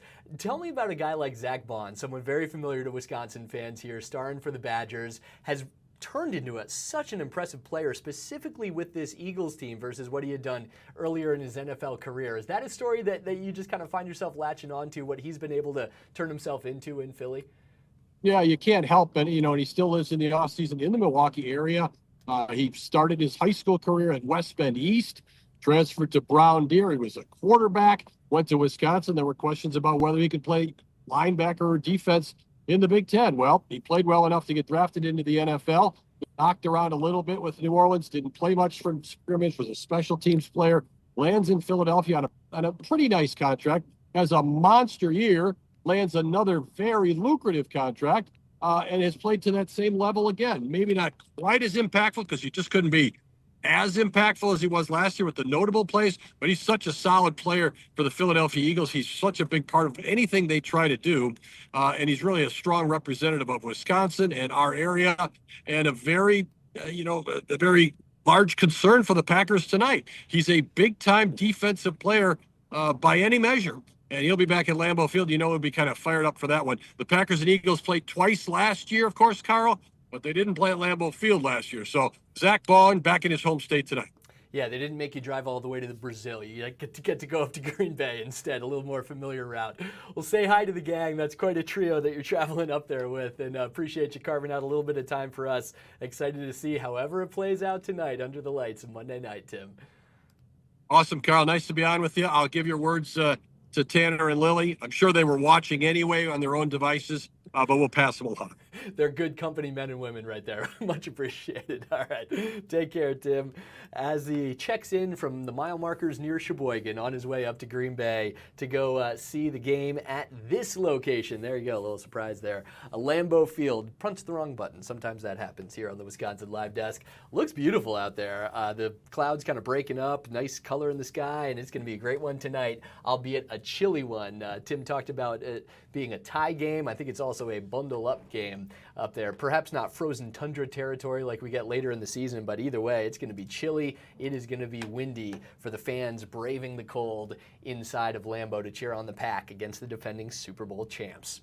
Quick break here on the Wisconsin Live Desk. We'll keep it rolling after this. Thanks a lot for watching on a Packers game day.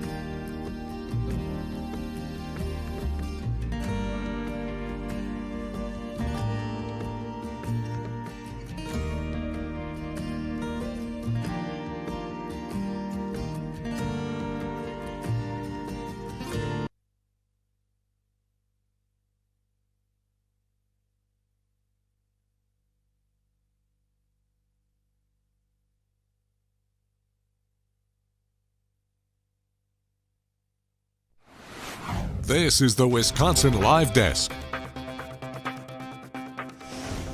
Welcome back. Carl Deffenbaugh with you here on this Monday afternoon, 2:02. We're just past the 2 o'clock hour. Ben Handelman will be with you momentarily for the second half of the Wisconsin Live Desk today, with you each and every Monday through Friday, 12:30 to 3:30. One thing that just popped up on our feeds, we've kind of been tracking while we got some of those local stories for you, and we want to make sure we mention it while it's still here. You are looking live right now, Southern California. A car chase involving a minivan and the California Highway Patrol. So we're catching up on this a little bit, but this has been going on for a while. Looks like upwards of speeds closer to 80 miles per hour on this California freeway. Authorities say that they are following a suspect in a stolen minivan in the LA area. Initially, this started by sheriff's deputies in Ventura County, according to the California Highway Patrol, and the suspect was going on the 405 in the West LA area. Less than 10 minutes later, the suspect had reached the Torrance area of California, so kind of all around LA County and Southern California right now. And this is being tracked by SkyFox from our sister station, Fox 11 KTLA, out in LA. That is the minivan with authorities say a suspect in a stolen minivan being tracked and chased right now by California Highway Patrolmen. So Ben is standing by. There's a lot more local news to come after this, but we'll leave up this car chase for you right now. You can listen in to some of the reporters from our sister station at Fox LA with CHP vehicles in pursuit right now through the California freeways. I'll leave this up for you, and Ben will be back with more local news on the other side as we get logged off and logged on. Thanks a lot for watching. San Diego licensed areas, that because it gets into, like, believe me, it gets complicated. Dylan's working as we are very close to John Wayne Airport, Pilgrim. And I believe they have aircraft on approach, so we are a little bit as we're going around and above what's landing at John Wayne. The pursuit, where were we? What were we talking about? Yeah, picked it up in the North Hills area, basically got on the southbound 405, continued on. Ventura is where the vehicle was stolen from. That doesn't mean it was being chased from Ventura. Somebody spotted it, ran the plate, came up as stolen, lights and sirens came on, and the pursuit was on. They have been treating this kind of with kid gloves, and now that we're on the YouTube and on the internet, I feel like we can talk a little bit more freely about the possibilities of what might be going on with that driver. Again, I have not heard anybody say on the scanner, and even if I did, then I would have to prerequisite that with, well, we heard unofficially there might be fill in the blank. But there could be something else going on here, meaning maybe this person is disturbed. I'm trying to think of a polite word to say, not in the best frame of mind. You know, you guys can fill in the blanks. It might not be just a straight stolen. And the reason why I say that is because of the way they've been treating it, the fact that they haven't backed off, the fact that they have thrown spike strips across the center divider trying to stop it, the fact that they asked for less than lethal weapons to be on scene when this comes to an end. It makes me just think that there is more to this than this is more than just the average pursuit. That all being said, that also, I mean, we've seen a lot of these in the past. It's never, quote unquote, funny. We try to just observe and make comments about what's going on. In this case, it's very little. We saw one hard swerve, and that was when the first spike strips were tossed out. Other than that, we've been in the carpool lane. Speeds have been in the 70, touching on the 80s at any kind of point. And hey everybody, Ben Handelman from the Wisconsin Live Desk, live pictures from LA. This is called Los Angeles on a Monday. Always fun to check in with our sister stations in LA, and when we check in around this time, Man, does this happen a lot out there. So they've been chasing that van for a while here on the live desk, and here from our live feeds coming in from our Fox affiliate out there in Los Angeles. We're going to keep watching this, but this is called the Wisconsin Live Desk. So we're going to bring things back here local a little bit. We're doing the old anchor switcheroo. You know the name of this show. If it's happening live, you're going to see it live, so that's what's happening right now. But I just got to take one quick break, and when we come back, we're going to bring it back here local because there is a ton going on. Stay with us. You're watching the Wisconsin Live Desk. We'll keep watching this chase as well.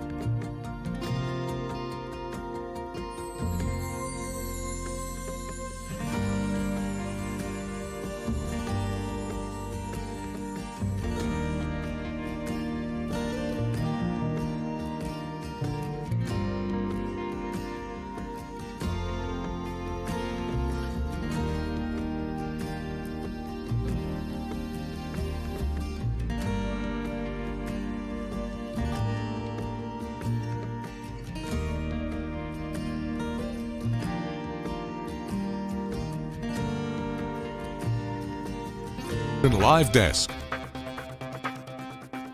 All right, what up, news nerds? It's Ben Handelman. It's 2:09. You're watching the Wisconsin Live Desk exclusively here on Fox Local on the YouTube channels. We appreciate everybody joining us to kick off their work week. Of course, it's been a busy day.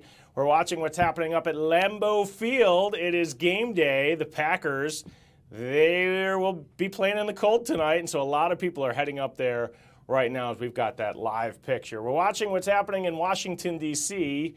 The government is still shut down, but that could be changing this week, and there's been a lot of developments in what is happening in Washington as you're looking live there at the White House.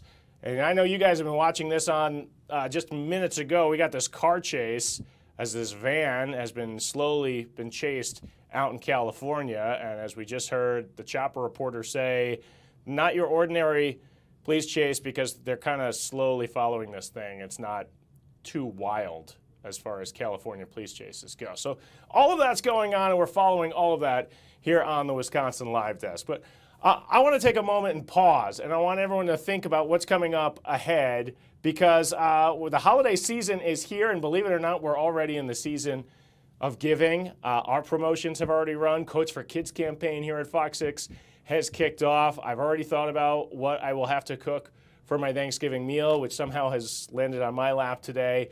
But also right around this time, we're talking about ways that you can give. And we've got a great opportunity for a park that has really showed its value this year. And to talk about that, it's Amber Christopher, the general manager, Harley-Davidson Museum in Milwaukee Experiences, joining us here on the live desk to talk about what we can do for Giving Tuesday. Thanks for joining us.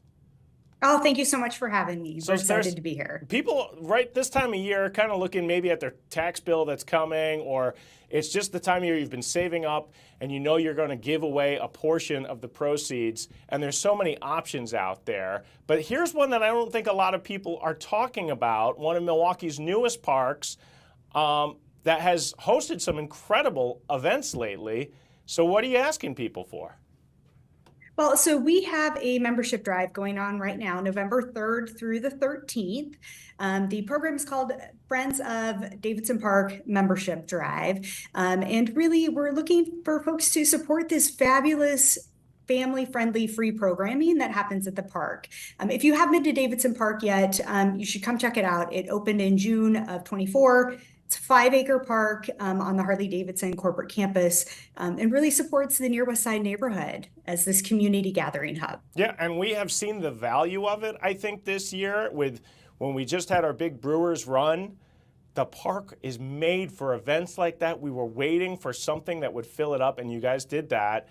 Even in some pretty not so great weather, people showed up. But what an amenity this park has been, is, and can be in the future for everyone.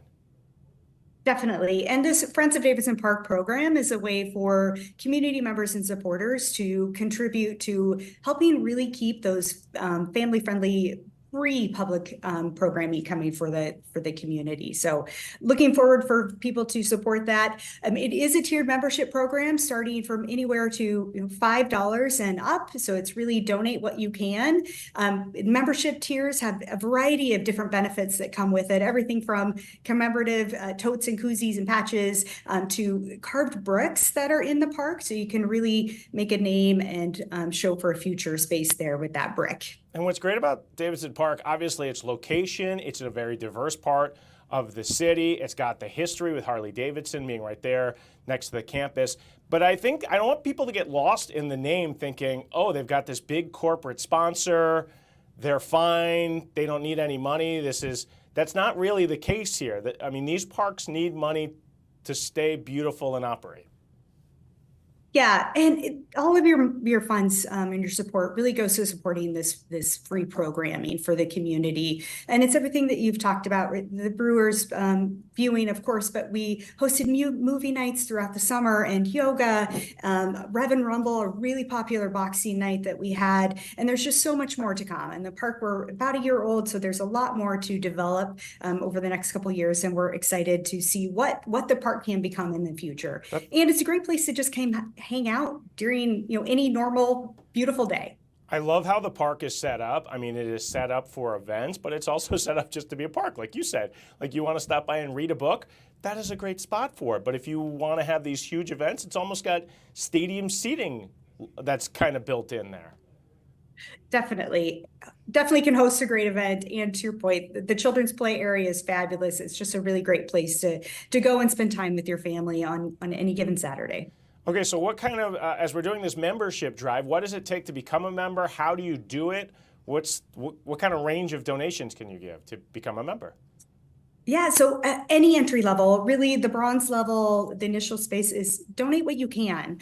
And to do that, then you become a part or friend of, right? And you receive your newsletter and patch and some other goodies and tote bags and so forth, on up to everything to a platinum, which is $5,000 and above. Lots of different community recognition and stuff that's a part of that. But we're excited to have this program and all these different tiered levels because really, truly it is give anything that you can and what's appropriate for you to be able to support this this wonderful community park and community asset. Yeah, and that's great. The drive is going on right now, basically, as again, this is the time of year. Something happens after we're eating our Halloween candy. We're just like switched into, okay, it's the end of the year. We're about to hit the holidays, and this is the time that people tend to donate. And obviously I'm guessing this is probably one of the most important times for the Friends of Davidson Park. Absolutely. And, this is our first year of the program, so we're excited to see how far it can grow. But, it is the time for giving and the time, really to be grateful in this season. And so we're excited to bring this program forward as its first and inaugural year. Yeah, it's just been great seeing this park up and running. The renderings were one thing. I was like, I wonder, will it meet the expectations that we all have? And so far, it has been incredible what is happening in the park with, as you said, the big events to the small ones, and who knows what the future will bring. But we need some more members to make that happen. So, Amber, thanks for coming on the Wisconsin Live Desk. I appreciate it. Thanks, Ben. Appreciate it. Thanks for your time. We'll check back in with you. And so, again, we're going to put all that information here on your Fox Local app, so you'll have that, and you'll know how to donate. And just send them some coins so they can help out. All right, stay with us here on the Wisconsin Live Desk. We talked about all the things that are happening right now in the world. So we're going to get to some of that, including the incredible amount of snowfall. Lake Michigan, acting like Lake Michigan again. You're watching the Wisconsin Live.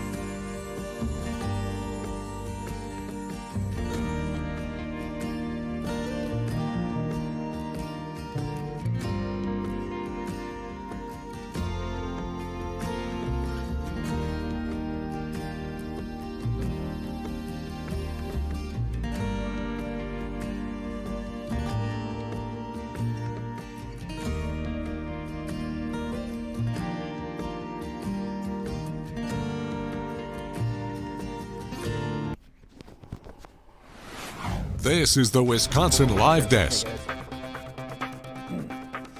Ben Handelman here from the Wisconsin Live Desk. This has just popped up. Kevin Hassett from the White House, the Trump administration.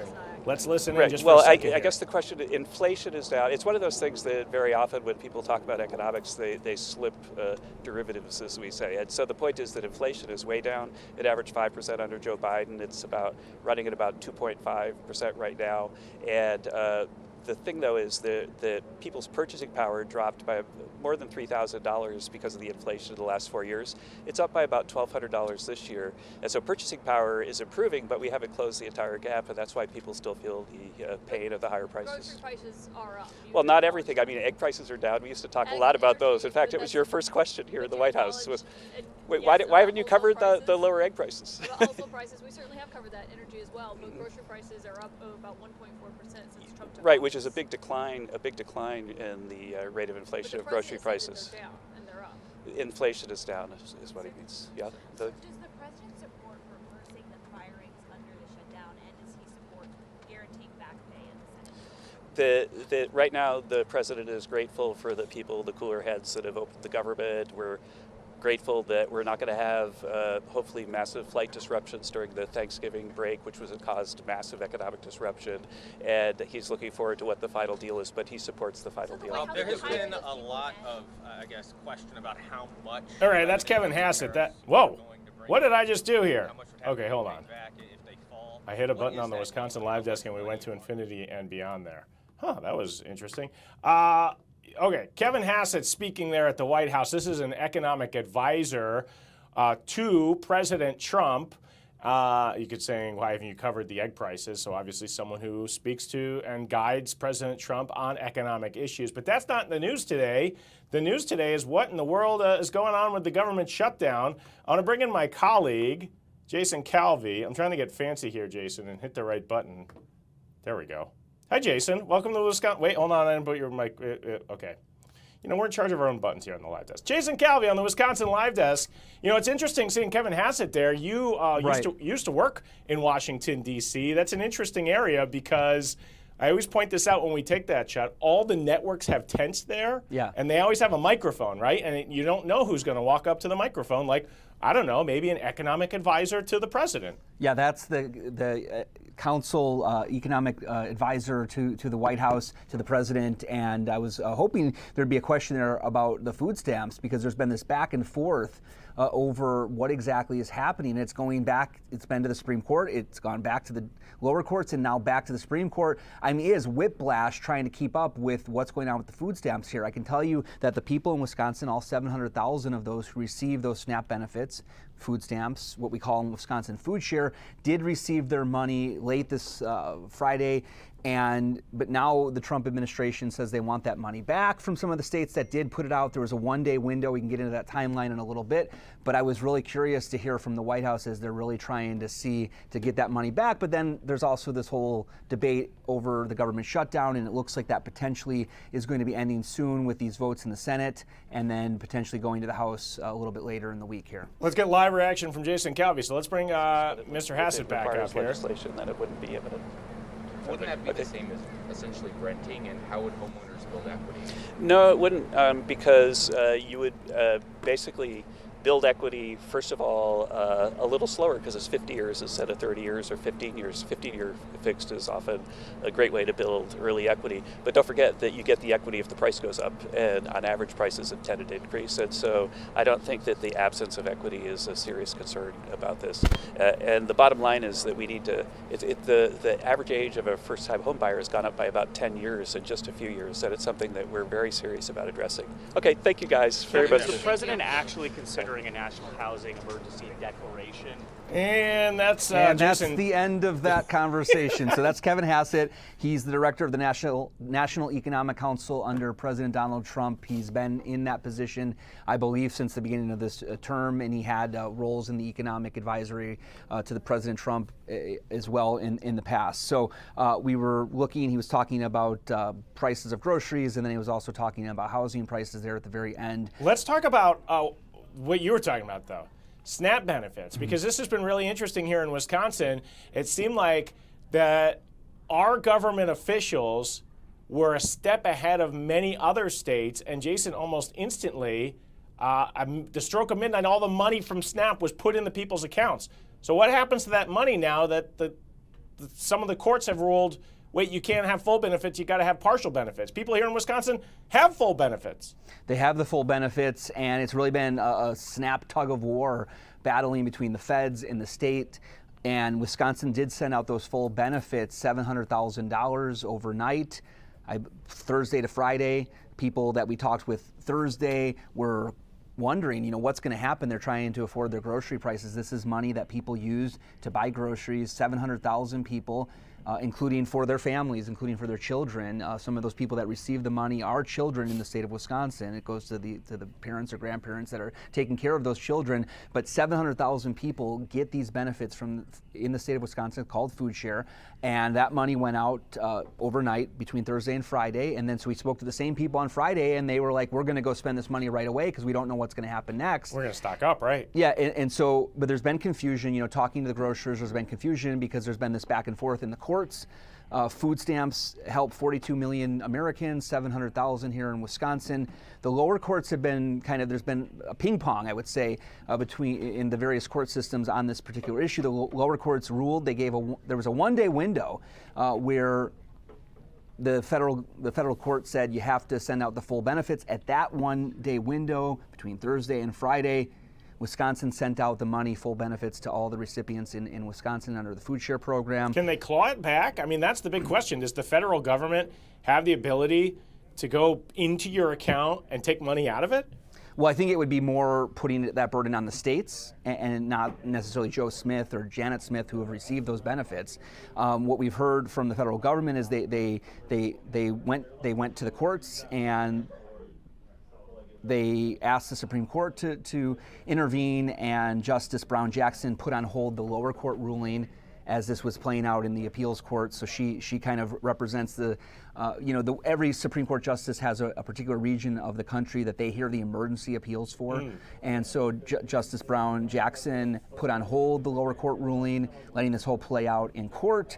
Trump administration wanted to undo the full benefits, and they ordered the states like Wisconsin, those who did act in that one-day window between the lower courts and the Supreme Court ruling. Can you follow the train here? So the federal court, lower court ruled Thursday, full benefits went out in Wisconsin within that window, and then there was a hold put in place by the Supreme Court justice. I thought it was funny, though, because the president was like, hey, Wisconsin, send your money back. This is not fair. There is a 0% chance Tony Evers is going to send the money that he's already sent to, again, these are to families, kids that may have hunger happening in their households. And he had a one-word response when the Trump administration said they want this money to be undone, the full benefits to be undone, and they were only going to allot a partial benefit of 65% of the monthly allotment per person. And Governor Evers, Wisconsin Democratic governor, said one word: no. I was like, it has to be no, right? Yeah. It took you a while to say the word no. I was like, could it be another word? I don't know. No, it's no. So this was what the clock was ticking, right? And then on Monday, the federal courts, the lower courts have scheduled a hearing for today. The Trump administration has gone back to the Supreme Court and asked them to continue to freeze the money. So it is a very confusing, it's very fluid. That's why we're on the live desk, because everything keeps changing day by day and hour by hour. I mean, they're making a point that seems very valid. Okay, you've ordered us, there's this side pot of money that you've ordered us must be used to fully fund November SNAP benefits all across the country, and the Trump administration is saying, okay, that sounds great, but there's not enough money in the pot to do that. And that's why I was hoping we'd hear that from Kevin Hassett to tell us exactly what that problem was. So according to the Trump administration, the contingency fund had $5 billion, that's with a B, $5 billion in it. And they said to fully fund all of the food stamp benefits for the entire month of November, it would be much more than that $5 billion in the contingency fund. They were saying to get up to in the $8 billion, close to $9 billion to fully fund that for the entire month of November. They said, hey, we don't have all that money in contingency, therefore it has to be a 65% allotment to all the beneficiaries across the whole country. Yeah, so we can send it to everybody. It's really interesting. You feel for the people who rely on their SNAP benefits because it's so much confusion, but at least here in Wisconsin, according to all the reporting that you've done, Jason, it appears that everybody has their November benefits right now, and still so much uncertainty. What does this mean for next month? Hopefully the government, we're seeing some, what's the latest on the government shutdown? Because we are seeing some movement here. Yeah, and we're continuing to watch all of our feeds coming in from Washington, D.C. to keep track of that. The shutdown stalemate did reach, it seems to be closing quickly here. The Senate had this test vote last night, a procedural vote, and you saw that it did reach that, over the threshold of filibuster, it got over 60 votes. So now they will, in the next, it looks like you got, was that the car chase? The car chase is still going on. I was just trying to get up that shot of the White House there. Yeah, so there you see Washington, D.C., day 41 of this government shutdown. The Senate still has to make the final vote on this deal, this compromise to reopen the government. It would fully fund SNAP. So this whole debate that we've been talking about, food stamps, food share, the SNAP benefits, that would be done away with because it would be fully funded with this compromise deal, and it would reimburse the states that use their own money to fully fund this over the course of November. So that's all in this deal. The Senate still needs to, it did pass that test vote, that procedural vote, then it moves on now to the full and final vote in the Senate, and then the United States House will be called back into session, and they will have, I'm hearing that they would have about potentially 2 days to call them back, or maybe 36 hours or so. Hey guys, hey members of the House, it's time to come back and vote on the Senate proposal, and then that would lead to the government reopening once it passes the House. But still, government is shut down for a couple more days at least. If the congressmen can get to D.C. with that's all the other problem. Flight delays that their own government has caused because of this shutdown. So it's all fascinating. It's all changing by the hour. As we cross the 2:30 mark, Jason, we have to thank you for being on the Wisconsin Live Desk, and we'll get you back to doing what you do best, which is reporting. Hey, thanks, Ben. Do you want to go back to the car chase now? We can do some analysis about that. I do want to kind of go back to the car chase. Actually, we're going to do that next here on the Wisconsin Live Desk. Stay with us.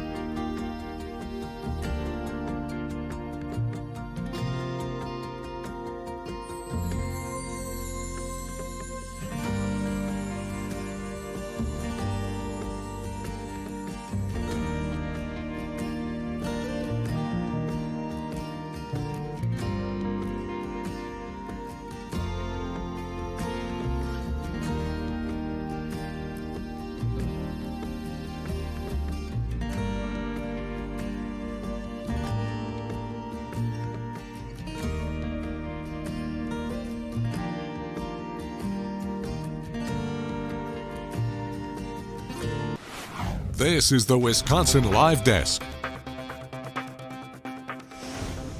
We got Ben Handelman here from the Wisconsin Live Desk. I think we've got a Louisville press conference that's happening right now about that terrible plane first crash. Responders. Let's listen in. That was the first injury of a first responder that we had at the scene. And on perfect cue, Chief Little from the Okolona Fire Department is joining us as well as his crews remain out there. You'll hear from Tony and Jody in a second here and some other updates, but first, let me turn it over to Congressman McGarvey, who has been an amazing partner working with us to help coordinate federal resources that are necessary following this incident. Congressman McGarvey. Thank you, Mr. Mayor, and thank you for your and your team's incredible leadership throughout this entire thing. I think I was literally walking down the street in Washington, D.C., trying to get in front of a television when we first spoke about how we could coordinate this. You have been a steadfast leader in every moment since. And you mentioned, I think, so many things we're all seeing right now. First was just utter shock, grief, not really knowing how we could all process what's going on. Hey, as we listen to this press conference, I'm going to pull up, if I can, the car chase that's happening as well. So that'll be on your, right here in a second. Stay with us. Whether it's meeting with survivors who are starting to come to grips with their own experiences out there. The mayor mentioned last night, we gathered with a group of people, and it was family members of the people who've passed away. It was people who were there, who managed to escape, some who helped others escape. Their stories are heartbreaking. The pain is still so fresh and so real. It is sometimes even masked by the shock of how they talk about it. I was talking to one guy who was there last night, and it came up, and I said, "So you were there when this happened?" He said, "Oh yeah, I was in my office in a different building." He talked about how he heard the explosions and ran outside, and all he could see was fire, and he was paralyzed. And he realized what was happening, and the heat was so intense that he knew he wanted to run, but he said he couldn't move his feet. It was only after that someone credited him with saving their life, because they said that he was yelling to run while he himself couldn't move his own feet, but he doesn't remember telling people to run. These stories, I think, are going to keep coming out. And as they do, it's so important for all of us to continue lifting each other up, to continue talking about, if you need help, ask for it. There's so many services available, and we're all here for each and every one of you. I want to speak a little bit on the federal side of this. The city partners have been amazing. Jody, you and your team, Chief Little. Se registró su presencia en el 88% de los incidentes documentados en entorno donde las operaciones still on the ground. They are doing the work. They are trying to get these answers as quickly as possible. The mayor and I remain in contact with them and what they are doing. They are thorough, they are deliberate, they are intentional. We want those answers now. They want those answers as well, but they're going to make sure they're right before they get them out there to the public. They are still very much doing this work and intentional about it. I want to congratulate or thank a little bit the EPA. I think the EPA has done a really good job of working with state and local partners and making sure that the cleanup from this is as thorough as it can possibly be, and that any possible problems as a result of the fire itself or from putting out the fire are as minimal as they can possibly be. And of course, our federal partners with the NTSB, the FBI has been out collecting evidence. We remain in touch with all of them as this is truly a partnership, which is something you'd expect in Louisville, something you'd expect in Kentucky. All of us, city, state, federal, every single person out there working together to help get answers, to help people who need it, to help make sure that in spite of this awful, almost incomprehensible tragedy, that we're doing everything we can to put the pieces back together and help each other out. So thank you so much, Mayor. All right, this is Ben Handelman from the Live Desk. On the left, that is an update on that terrible UPS plane crash in Louisville, Kentucky. They're talking about the cleanup. On your right is an ongoing car chase in California. So you're watching two breaking news stories right now on the Live Desk. From happening. You know, in some places where the crash occurred, oil was 2, 3, or more feet deep at the time. UPS has brought in a contractor to work with the EPA, work with MSD to make sure that the entire site is cleaned up. But even before they got onto the scene, MSD was there. Jody was recounting how there are very few incidents that he can recall where the cleanup is beginning while the first responders are still on scene responding. But because of that fast action by MSD, we really did prevent an even worse catastrophe from some of the fuel and other things that were on the plane and that happened as a result of the horrible explosions. The MSD has been coordinating the cleanup here. They have helped stop 30,000 gallons of oil from going into our groundwater, and they and their entire team should be commended for the early action and continued work that they've done throughout this process to protect our waterways, to protect our ground from further contamination from all of the gas and the oil. To talk a little bit more about this cleanup effort that continues still today, please join me in welcoming the Executive Director of MSD, Tony Parrott.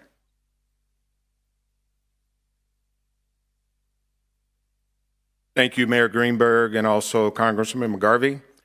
Obviously, we want to extend our condolences and our sympathy to all the victims of this tragedy. We also want to extend our deepest gratitude to first responders and utility crews who have worked tirelessly in the face of this tragedy. MSD's environmental response team began immediately after the UPS plane crash on November 4th. We responded and were ready to mobilize within 90 minutes after the crash, and the men and women of our industrial waste division. All right, we're following this, but I got a new feed. The president's talking in the White House. Let's get to that. By our great Vice President, J.D. Vance. Thank you, J.D.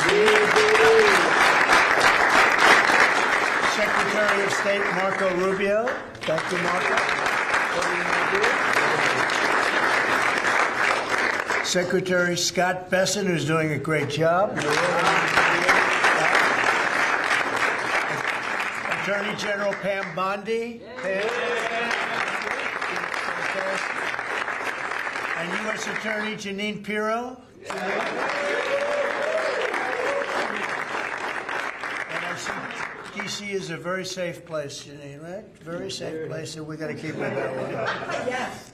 Along with Senators Lindsey Graham, Jim Risch, Tommy Tuberville, and Katie Britt. And I will give you an exemption because, they're supposed to be right now in the Senate. And if you guys want to sneak out, nobody will see you leaving. Do you want to do that, Lindsey, or do you want to stay for now? Okay, you sneak out anytime you want.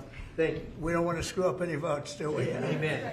Okay, thank you. Thank you for being here. But we're also very honored to be joined by Mrs. a very special woman who I unfortunately have seen a lot of lately on television for the wrong reasons.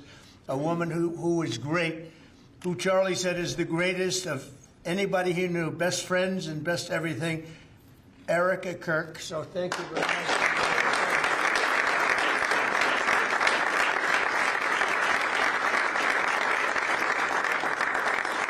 And as Erica knows, another special woman, Laura Ingram. Where's Laura? She's here someplace. Thank you, Laura. And many other true American patriots, great people. 1 year ago, Sergio played a key role in helping us secure the most consequential presidential election victory in the history of our country.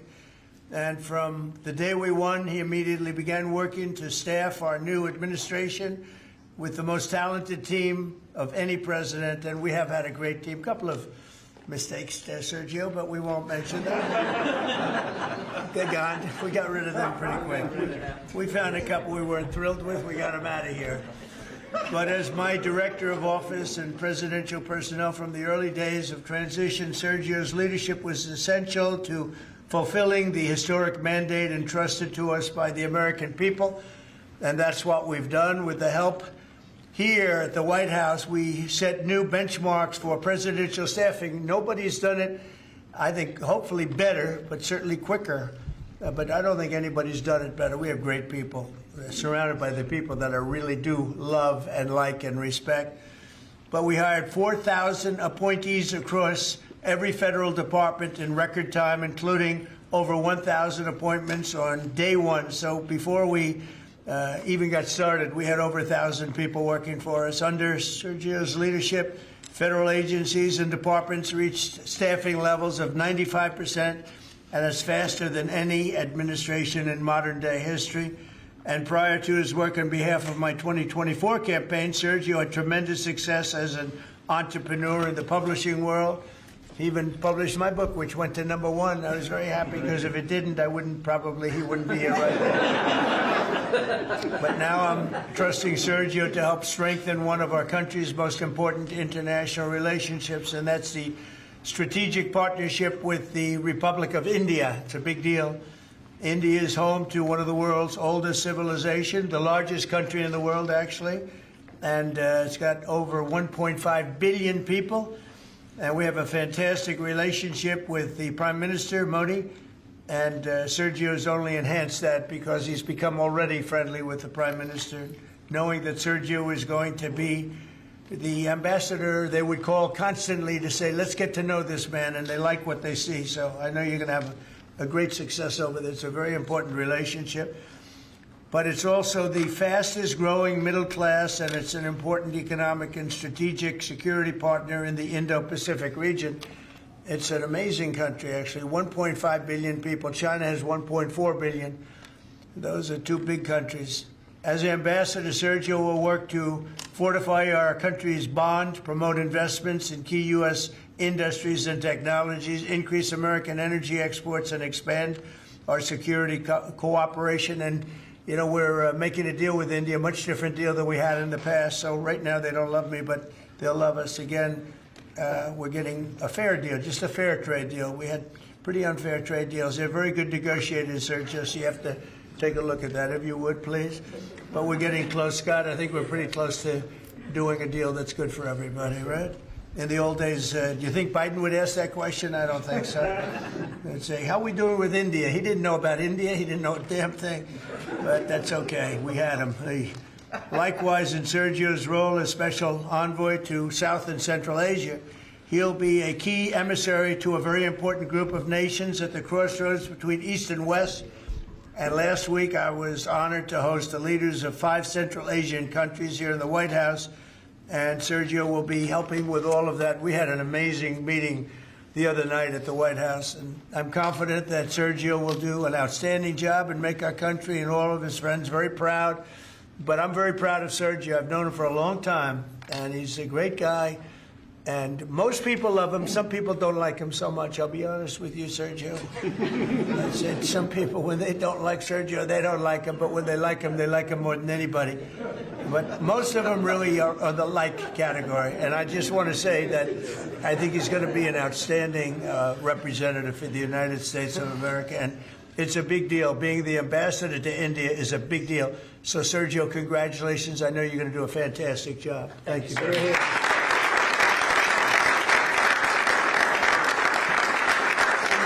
Vice President, you'll swear in. Okay. Swear him in here. Left hand up, right hand up. Thank you. Thank you, Judge. I appreciate the assistance. We have such a crowd here, you'd think we're swearing in a vice president, sir. Okay. Please repeat after me. I, Sergio Gore. I, Sergio Gore. Do solemnly swear. Do solemnly swear. That I will support and defend the Constitution of the United States. That I will support and defend the Constitution of the United States. Against all enemies, foreign and domestic. Against all enemies, foreign and domestic. That I will bear true faith and allegiance to the same. That I will bear true faith and allegiance to the same. That I take this obligation freely. That I take this obligation freely. Without any mental reservation. Without any mental reservation. Or purpose of evasion. Or purpose of evasion. And that I will well and faithfully. And that I will well and faithfully. Discharge the duties. Discharge the duties. Of the office on which I am about to enter. Of the office of which I'm about to enter. So help you God? So help me God. Congratulations, Mr. Ambassador.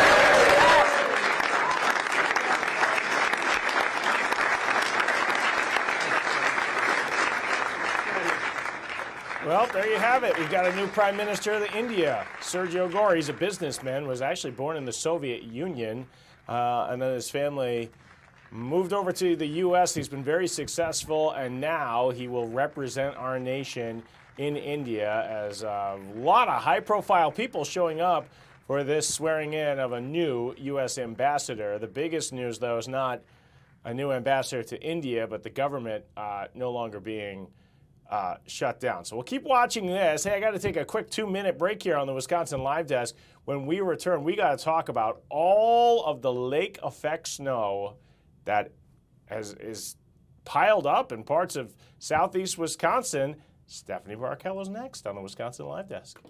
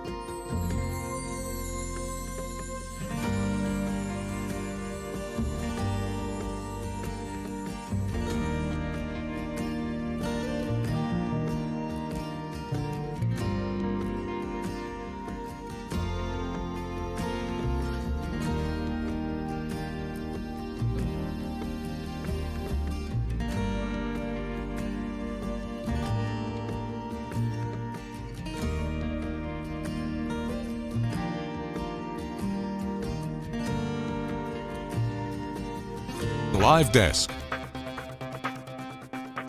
What up, news nerds? Ben Haleman from the Wisconsin Live Desk. I was not prepared for all of the breaking news that is currently happening as we speak on the Live Desk. I'll just show you quickly some of the cameras we're watching. There's a press conference going on right now in Louisville, Kentucky. They're talking about the cleanup of that terrible plane crash, 14 people dead after that UPS plane crash, and now they're talking about the cleanup efforts. There's a press conference happening right now in the Oval Office. We have a new ambassador to India. He's the guy in the blue suit, blue tie, next to Marco Rubio. But the president, he's always fields questions about other stuff. Locally, it's game day. The Packers are taking on we're going to hear this from all the drunk Philadelphia Eagles fans, E-A-G-L-E-S, Eagles. Yeah, we're going to hear from them. But the biggest news of the day is what is happening with Lake Michigan. Oh, the lake effect. It is back. Just like that, it is winter. If you live in Kenosha, Racine, little parts of Milwaukee County, getting some snow from the lake. And to talk about all of this, we have to bring in one of our best friends to the Wisconsin Live Desk. It is Stephanie Barkello. Thanks for joining us, Steph. Hey, Ben, of course. This is crazy how much it snowed this morning. Yeah. I mean, my daughter, we turned on FOX6 News, and she cried. Oh. She was so jealous of everything, everybody else getting all that snow. But we're talking huge snowfall totals. So let's talk about some of the totals out there. Yeah, well, and you can see it wasn't a huge area that was impacted, but the spots within Racine and Kenosha County that did see it saw a lot. Look at Wind Point, Racine, Kenosha, everybody in purple there, over 8 inches. And now realistically, most in these areas were closer to 10 inches. Ooh. We had one spot, Pleasant Prairie, over a foot. At last check, 13.5 inches was the official total for Pleasant Prairie. And then lesser amounts the farther west you go, but you can even still see like the town of Summers, a couple of inches, Sturtevant, a couple of inches, and then you get even farther towards the west, Salem, Twin Lakes, Union Grove, no snow at all. So I'm sure if you're moving from eastern portions of those counties to western parts of the counties, it's just a tale of two worlds basically. But this was a pretty textbook lake effect band that set up late last night. It's still going. Continued into I this mean, morning. it's still out there. Exactly. Not necessarily here in our area, but we were some of the first spots to deal with it. Then about midday, it moved into Chicago, northwest Indiana, and now it's really impacting the shoreline of Michigan State as it continues to move eastward. And now this setup is more likely because most of the time we have these west or northwesterly winds. That's just more common for us. That's the way our wind goes, essentially. So Michigan State normally gets all of the lake effect as well as northwest Indiana. I know that all too well, being a Valpo grad, if anyone's familiar with that. And you know, of course, your wife's from that area too. My in-laws were sending me pictures from Yeah. Lake County, which is basically the counties if you draw a straight line down from Lake Michigan. Yeah. That is where they live. And it's got to be over a foot of snow. Oh, I feel for them. I truly feel for them. Their kids seem really happy. But I've got some pictures I just want to show you, Steph, Yeah, that we're let's see getting in 'em. from our viewers here because they're just incredible. That was one from Wind Point. I mean, that looks like a foot of snow to me. It does. And they're probably very close to it. This was coming in from Miranda in Racine, and you could see the footprints out there. I wonder if they were sandal footprints. You know there's someone who went out in sandals. Yeah, I mean, still time of year. It's the first snowfall. And I know. I'm sure some people weren't expecting this much snowfall. But it just shows you, I mean, here's another shot from Racine. It doesn't look nearly what they got in nearby Wind Point. Yeah, I do think it kind of depends on what part of that community you were in. But still, regardless, even some of the totals I saw that were closer to 5 or 6 inches for a first snow, that's a lot to deal with. And here's dogs. I know a lot of them are happy down there in Kenosha. Yeah. Like Diana's dog. I love it. I hope they enjoyed it at the very least. I think this is the last picture I have, but it is going to be best days to go in a hot tub. Yep. When it's snowing like this, right? Oh, I love it. Ruth, we're coming over. I hope that Ruth's got water in there and that hot tub works. Because some people I know who've got the hot tub, it no longer works and it's too expensive to move. But yeah, it's just, you know, we're used to it this time of year, but for the people who forget why we have lake effect snow, it's just because once winter arrives and that lake is so warm, it's basically an engine for snow. It is, and a lot of times we really do need the perfect setup, the perfect ingredients to actually have lake effect develop. You know, a lot of times it doesn't actually pan out, but this really was the perfect situation where we had this colder air mass moving over water temperatures that are still in the 50s right now. So that's pretty warm for this time of year. We have that contrast in temperatures, which is the #1 ingredient. We have the wind direction, which was out of the northeast, enough to push it on shore, because a lot of times we see these bands just parked in the middle part of the lake. They don't actually move on shore. But then you also think about the wind moving down Lake Michigan. That's what we call fetch. The amount of time the wind and this air mass is moving over the lake has enough time to really strengthen these bands. And that's why the intensity really picked up as it moved onshore. We had those 1 inch per hour snowfall rates, if not even a little bit higher than that. So again, lake effect is one of those things where everything needs to come together. It has to be the perfect situation. A lot of times it's Michigan and Indiana that see it, but we got it this time around. So yes, I understand it's a truly rude awakening, I think, to jump from 50s and 60s last week to a foot of snowfall. I saw many people using their snow blowers. Kudos to you for having gasoline in your snow blowers, because I don't think I would have been ready. It's a tough situation. And now tonight, Ben, it could get a little icy still, so please, if you're able to, still clear all of the snow. Don't rely on the warmer temperatures, because tonight it's going to get icy. Lows back in the 20s like we saw last night. Let's talk about that, because we got thousands of people that are heading up to Lambeau Field for some Monday Night Football. And I hope they brought their hand warmers and all the stuff that we're used to people bringing, because it's going to be cold up there. It is going to be cold, and the wind is still a big factor. It's still pretty blustery outside right now, so wind chills at the moment are in the 20s, and that's across the state. So game time temperature later tonight at Lambeau in Green Bay, maybe around 30, but steadily throughout the game, those temperatures are dropping to 20s, and we will likely have wind chills by the end of the game in the low 20s, if not even some upper teens. I know it gets colder as we get farther and farther into the football season, but this is going to be a pretty chilly game. It won't stop us from going or tailgating. I get that. Just make sure you layer up and stay warm. And I'm sure there's Packers fans who are like, this is no ice bowl. Right, exactly. Still That's not tropical. frozen tundra. Man, when it gets this cold, though, the beginning of the season, you can feel it, because We don't have that thick Wisconsin skin that we'll Right. have, in February and early March. Exactly. So like you said, I think the hand warmers, key for tonight. The foot warmers, they basically make body warmers now. Just go out and buy them all. Yeah. All right. Steph, thanks for coming here on the Wisconsin Live Desk. Appreciate it. No problem. All right. Now we've learned a lot about lake effect snow and how cold we're going to be at the Packers game. All right. We're going to take a quick 2-minute break. We're still, believe it or not, watching this car chase out in California. So that continues, and the president is taking questions out in the Oval Office as he's talking government shutdown. And the last thing we got to talk about, the gales of November. Yeah, this time of year we can get nasty storms, and 50 years ago today, one of the worst disasters on the Great Lakes occurred, and there is a fascinating new Fox 6 documentary about the sinking of the Edmund Fitzgerald. We're going to talk to the man who made that happen next year on the Wisconsin Live Desk.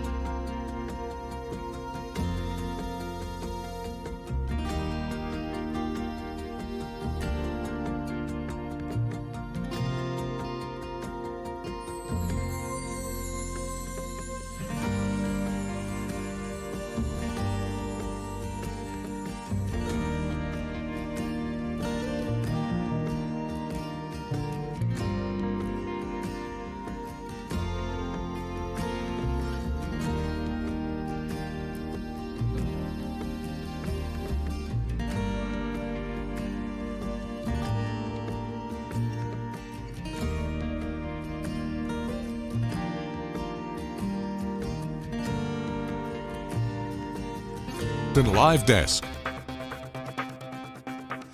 All right, news nerds, Ben Handelman from the Wisconsin Live Desk. 3:01, this is the place you come when there is breaking news happening, and we have been watching that high-speed chase occurring at least the last hour and a half, maybe even longer, as they are kind of slow chasing that van right there, kind of waiting for it to run out of gas, I think. It hasn't been too dangerous, but we have kept our eyes on this. The president speaking in the White House right now, making news with the government shutdown appearing to possibly show cracks of ending. We're also following what's happening. That's a live picture from Lambeau Field.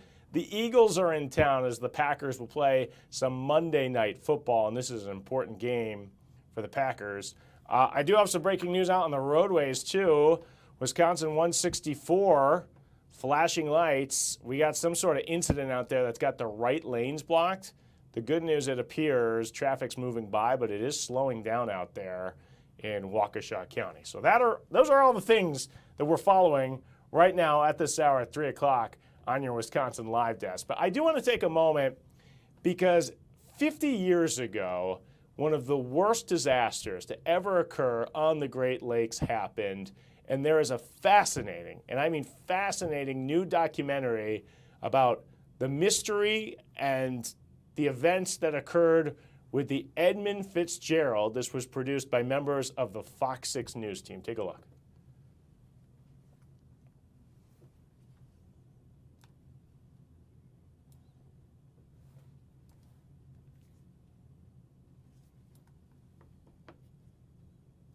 Okay, it appears we don't have audio on this, but I do want to bring in the man who, I'm not sure if director is the correct terminology here, Andrew, but it is Andrew Severson is joining us here on the Wisconsin Live Desk.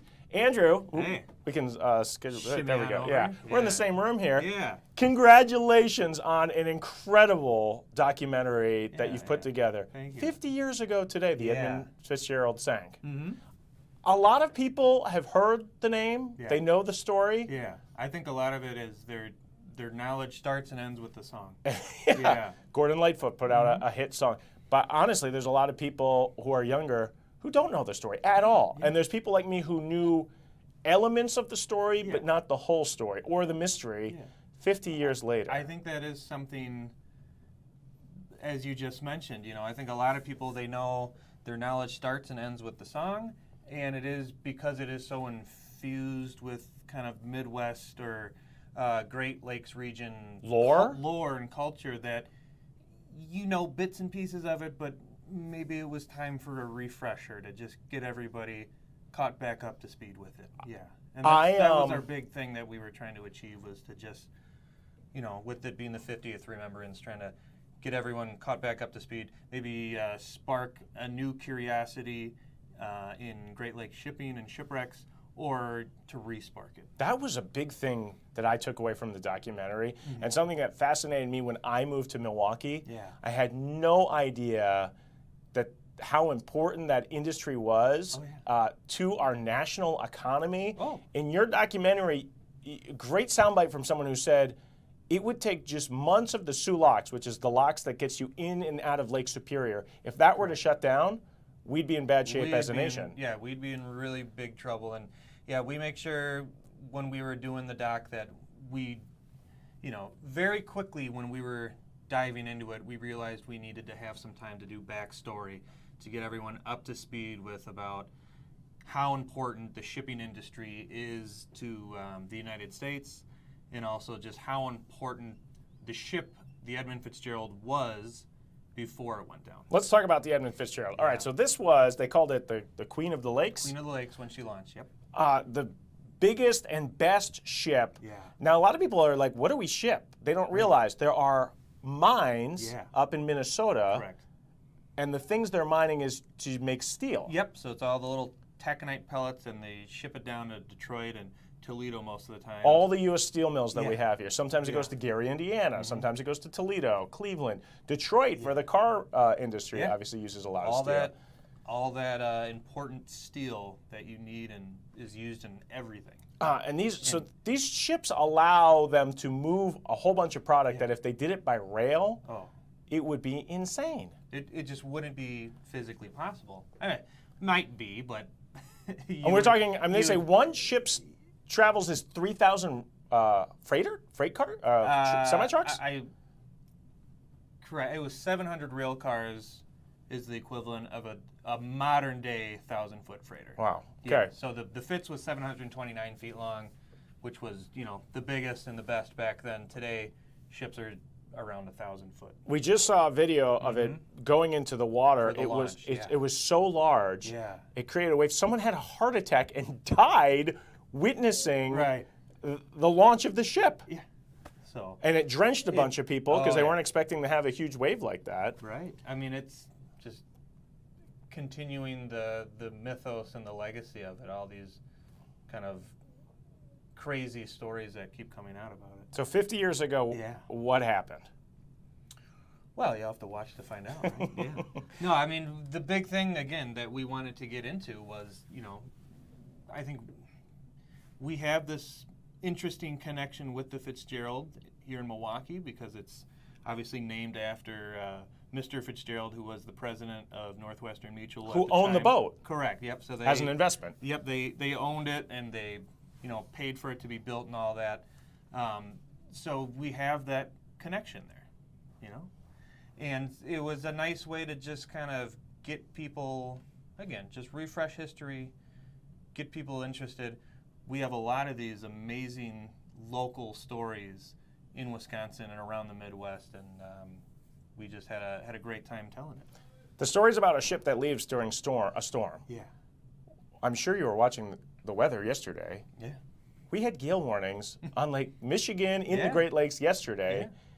Something about this time of year brings terrible, terrible weather. And you know what? The meteorologist will do a much better job explaining that than I will. But yeah, basically, it's the big shifting of the seasons of, you know, the lake is still warm and the air is cold, and it's creating all this extra turbulence. And again, I don't want to step on our meteorologist toes. They can explain it a lot better Right. than me. But yeah, I mean, there's a reason why this time of year we have just these crazy, crazy storms.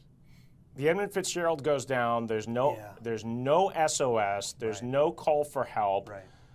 I thought what was really interesting, and people need to see the documentary.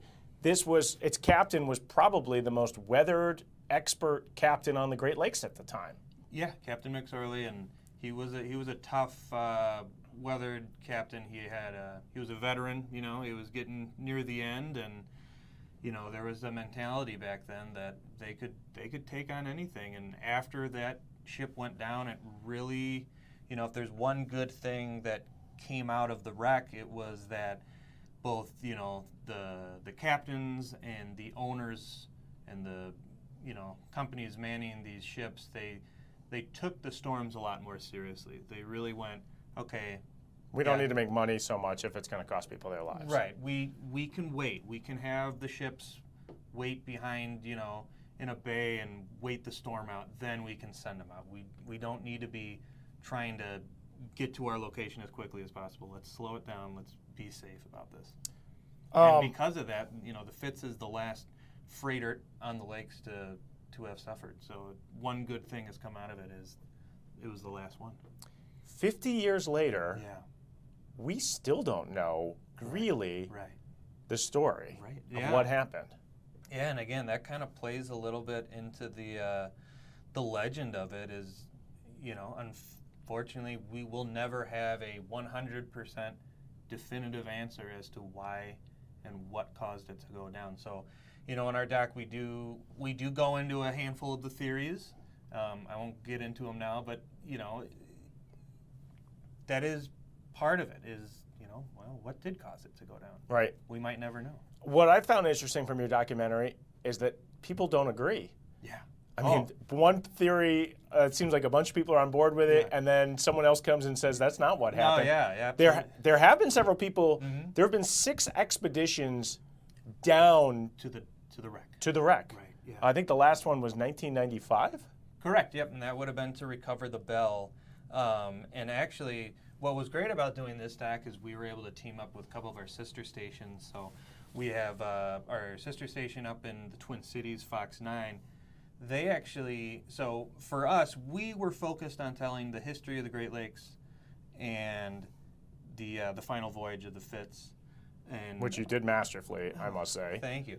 And the Twin Cities, our sister station, FOX9, they are focused on the final dives to the wreck and talking about, hey, why are we not allowed to go visit the wreckage site anymore? Why are we not allowed? I mean, with so many questions Right. and this remaining a mystery, Right. they're all down there. Why can't we go and figure this out? Yeah, I mean, again, they cover it really well, but it really broke down to that during one of the dives, it was believed that they might have saw a body of one of the crew members, and that caused enough stirring that the families of the wreck and the Canadian government shut it down. And they said, "Nope, we're done. They're gonna call it a burial site." So it's in Lake Superior, Correct. the wreck. It's about 15 miles offshore. About, yeah. I know it's about. I mean, according to the song, 15 miles from Whitefish Bay, which is. I think it's more like 17, but yeah. ish. Yeah. So it's out, but it's in Canadian waters. Correct. They declared this a burial site, a burial ground, a grave, Yeah. right? Pretty much. Mm-hmm.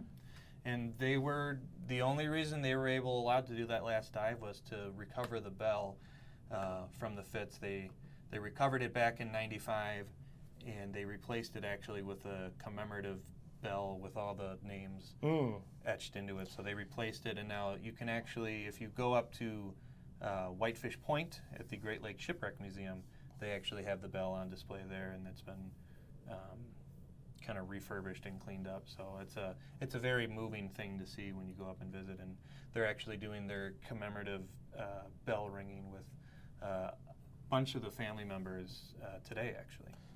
6:10, I believe, is the time that the ship went down. Our time? 6:10 our time, so 7:10 in Eastern Time Zone. Correct, yes. What will you be doing tonight at 6:10 in the evening? I'll probably be watching that live stream, of put out by the Great Lakes Shipwreck Museum. I think I'll be watching that. What made you guys do this documentary? That's a good question. Again, a lot of it was, we know, a lot of things kind of just fell into place at the same time. So part of it that being, we are shifting into pushing things out more in streaming, and finding new ways to engage with viewers and storytell, basically, and storytelling. And we knew we wanted to do some sort of documentary, and it just lined up just so of, hey, why don't we just do 50 years commemorating the wreck of the Fitz, and there you go. Is this the first time you've ever put together a documentary? Yes. Yeah, that's unreal. Yeah. After someone who just watched this, unbelievable storytelling. The way it was put together, it's not easy. All the pictures. I mean, you talk to so many people. Yeah. Well, thankfully, we were able to get a lot of really great interviews. Obviously, if all the interviews we had gotten weren't great, we wouldn't have what we got. But the images too. I mean, you did some digging for this. We were very lucky. So we, again, very, very grateful for all these amazing interviewees that we were able to get. And as far as the images, I mean, very grateful that both historical societies and museums, and even our Milwaukee Public Library assisting as well. And we also have an extensive archival videos from the Fox archives that we're able to dig into as well. So just, again, a lot of perfect pieces falling into place. And hopefully everyone enjoys it and learns something really good. Why do we all care about what happened 50 years ago to this ship? What has fascinated and captured us? Again, I think it's a lot of things. You have a song, you have just the mystery of no definitive answers as to why it sank, and again, there is that local connection as well. There's that Midwest connection, all falling into place. Do you have a theory after listening to all these people on what happened to that ship 50 years ago? I mean, I think it's a lot of things that were all combined together. So I tend to believe one of the theories that it might have had a grounding or a partial grounding near Caribou Shoal. I believe that most likely occurred, and that made it less buoyant. There was probably some sort of scarring or opening that caused, and that caused the water to start coming in, and then I think just a big wave finally just did it in. So, and for people who don't know how dangerous the Great Lakes can get, I mean, they believe the waves that night were 30, 40, 50 maybe, 50 feet high. Yeah. And there's videos that are, I mean, you go online and there's videos even posted from a few days ago of Lake Superior and just the waves just crashing. Right. And just how different it is than an ocean, that the waves aren't not consistent, that they can be rogue or out of order. So, interesting. Okay, well, Andrew, fantastic job. You and everyone in the Creative Services Department here at Fox 6. Such a small team, though, created such an incredible piece of work. So, congrats on that. Appreciate it, You can watch it right now on demand on Fox Local. I think it's the best way to watch it. You can watch it on YouTube as well, but you've got commercials if you do that. So the best thing is tell your friends about Fox Local, and then you just watch it straight through. And you can watch all the documentaries from the other TV stations. Correct, yes.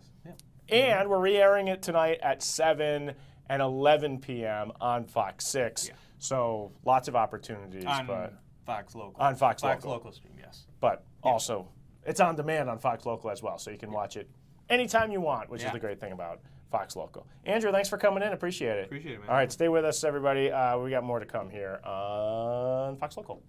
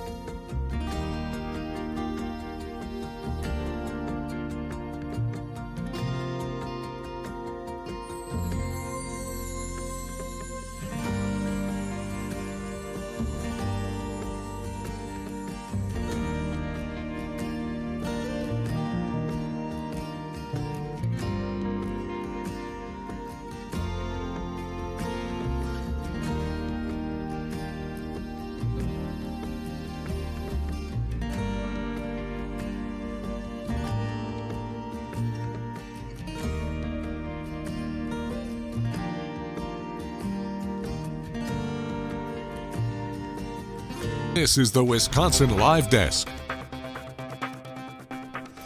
Ben Haleman from the Wisconsin Live Desk. If you're not listening to that Gordon Lightfoot song tonight about the Edmund Fitzgerald, you're doing the day all wrong. 50 years ago, honestly, though, the documentary that Andrew and his team put together, one of the coolest things I've seen that we've done out of the station in a very long time.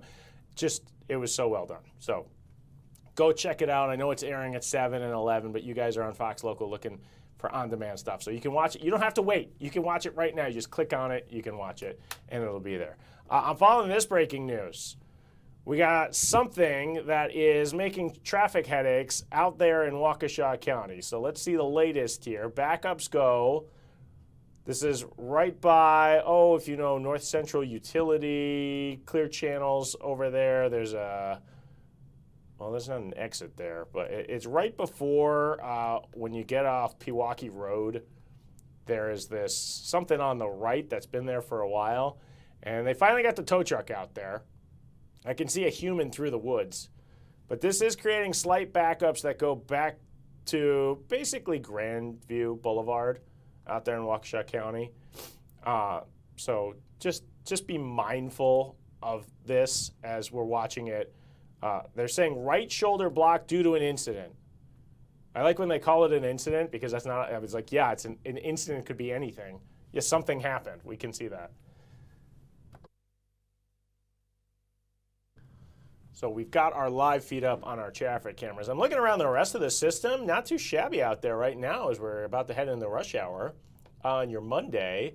I'm trying to check even down there in Racine, Kenosha, I mean, the road's A-OK. They've had plenty of time to clean up from the foot of snow that Lake Michigan dumped out on us. There you go, as we are looking live at Lake Michigan. That is called lake effect snow. Stephanie Barcello said it perfectly, that, I mean, it's just a snowmaking machine this time of year when there's no ice on the Great Lakes. And you could see it just picks up all of the snow and all the, I mean, we had some areas, I don't have that graphic right now, but yeah, over a foot of snow down there. Pleasant Prairie, Wind Point, many areas getting just hammered by all of this snow. I've got some pictures that we can show you here. This was sent in from Mary in Racine. I want to know how, you see there's like 2 footprints and then they stop. It's like whoever took this disappeared or did some backwards walking. I have many questions about that shot from Mary, but thanks, Mary, for sending that in. Got the classic hot tub shot. Good day to walk into a hot tub. Ruth and Racine. Looks like Ruth got more snow than Mary. That looks pretty deep there. Again, it's that big, thick snow that they have out here, this time of year. It is just not fun to shovel it. Diana in Kenosha sending in a picture of her dog who's like, okay, I'm good. I can come in now. Dogs get so happy, and then they get cold like the rest of us, and they're like, cool, I did my business. Let me in. This was Andy in Racine. See, this is the problem this time of year. Then you have all the leaves that are mixed into your snow. And so when you move it, it gets like really nasty in different spots because you're going to pile up your snow pile. But the leaves are all under there, and they're going to stay there basically until April. So enjoy that, Racine and Kenosha. My favorite is the outdoor furniture. Yeah. Janice in Wind Point knows how to take a snow picture. Glass table. That looks like more than a foot of snow without me having a measuring tape. Is there a pool back there? I just noticed that. Janice has a beautiful pool in Wind Point. I'm like, what does that railing go to? It goes to a pool. Okay, Janice, I see what you did there. So yeah, those are some of the things that we're following right now. I got a new shot up on my live feeds. Columbia University, I am told. Oh, that's not Columbia University. I'm going to guess this is Texas? And prove that this place can work. But the work's not done, Mr. President. We have about 90 days now. This is the Columbia University protest, New York City. As you can see, protesters are gathered there, and we've got a live picture on that. Is this coming from the U.S. Capitol on my router too? Who are working extra long hours actually get paid for the hard work. Senate floor here. On behalf of the other members, I thank you. Thank you, Mr. President. Will the government reopen this week? Looks like that's getting closer to being a reality as the members are speaking there. All right, let's go back to New York City and Columbia. Not sure if all of these people are students or community members. I'm not sure if we're getting audio out of this shot. We currently are not.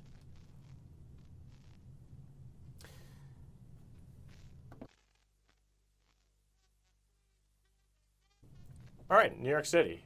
They're live on the Wisconsin Live Desk, but that's not in Wisconsin, so let's go somewhere that is in Wisconsin. Oh boy, crowd's starting to get a little more packed as we are looking live outside Lambeau Field, taking on the Eagles. I had a roommate in college who was a huge Philadelphia Eagles fan, and every time they played on like a big game, like on Monday night, he would draw in marker on his back. He would have someone draw Brian Dawkins, who was like the huge Philadelphia Eagles player, and he was as annoying as you would expect a college boy to be who loved the Eagles, because their fans are notorious. I mean, they threw ice balls at Santa Claus once.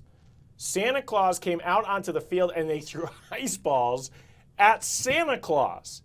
Those are Eagles fans.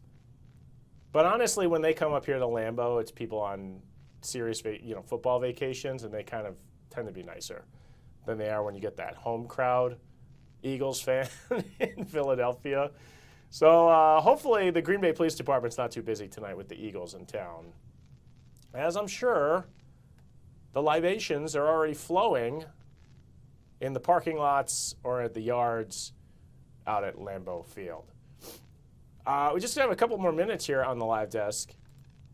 And I do want to say, I mean, tonight's big night at 6:10 in the evening. There's an event happening at the Cooperage that will honor the 29 people who were lost on the Edmund Fitzgerald. Andrew didn't want to go into all the theories, but I can just tell you a couple of them, and then you have to watch the documentary to see it. But one of the theories, so this ship left in a terrible, terrible storm, knowing it wasn't a surprise storm. They knew it would be bad, but the captain of the Edmund Fitzgerald had been through a million bad storms and thought this would just be another one. And then he lost his radar, But there was another ship going with him, so that was help guiding the ship to the Sioux Locks as it was going from Superior, Wisconsin, closer to our neck of the woods, the top of Lake Superior. And as it got close, there's one theory that the ship ran aground slightly. It got too close to an island, and there was a shoal, or like an area of the lake that it was shallow, scraped the bottom, possibly causing it to take on some water, not enough to instantly sink it by any means, but water was leaking in according to this theory. And then a big wave, they believe, then hit the ship when it was less buoyant and took it down. But we'll never know because the captain never, ever put out any SOS. There were no calls for help. The ship literally disappeared, and whatever happened, many believe happened very quickly. But still, 50 years later, it is debated what happened to the Edmund Fitzgerald. So hopefully tonight at 6:10 in the evening, you are thinking about those people lost on the Great Lakes, a ship that was owned by Northwestern Mutual here in Milwaukee, and eventually the crew lost, the last big freighter to be down here. All right, thanks for joining us here on the Wisconsin Live Desk. How about the same time, same place tomorrow? We'll see what's going on. Stick around for all your latest news. Appreciate you joining us.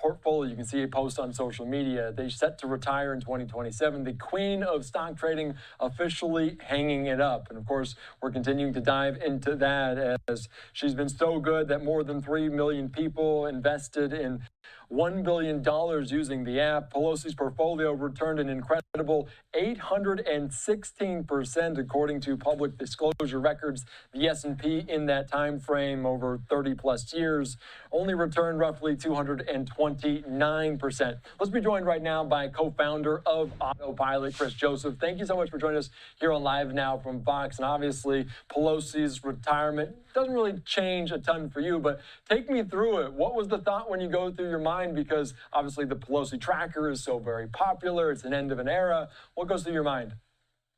Yeah, it's end of an era is probably the best way to describe it. It's a little bittersweet. You wake up in the morning, you're like, okay, it's another day, it's another Friday. Then you start seeing the news like, oh, Nancy Pelosi is about to retire. What does that mean for our stock portfolio? What does that mean for our app? What does that mean for our company? But it's a little bit bittersweet because we've been able to build these accounts from 0 to, I think, 2 million plus followers. We've been trying to get this freaking ban through. They still haven't passed the thing. Like, fingers crossed that they keep the momentum up. But we are happy that she is putting kind of like retiring, moving on, going to hang out with her grandchildren. But with our app, we have a lot more planned. And it's great that we were able to kind of bring this to light, allow more and more people to see the hypocrisy of what's going on. And meanwhile, in the meantime, they made some money too.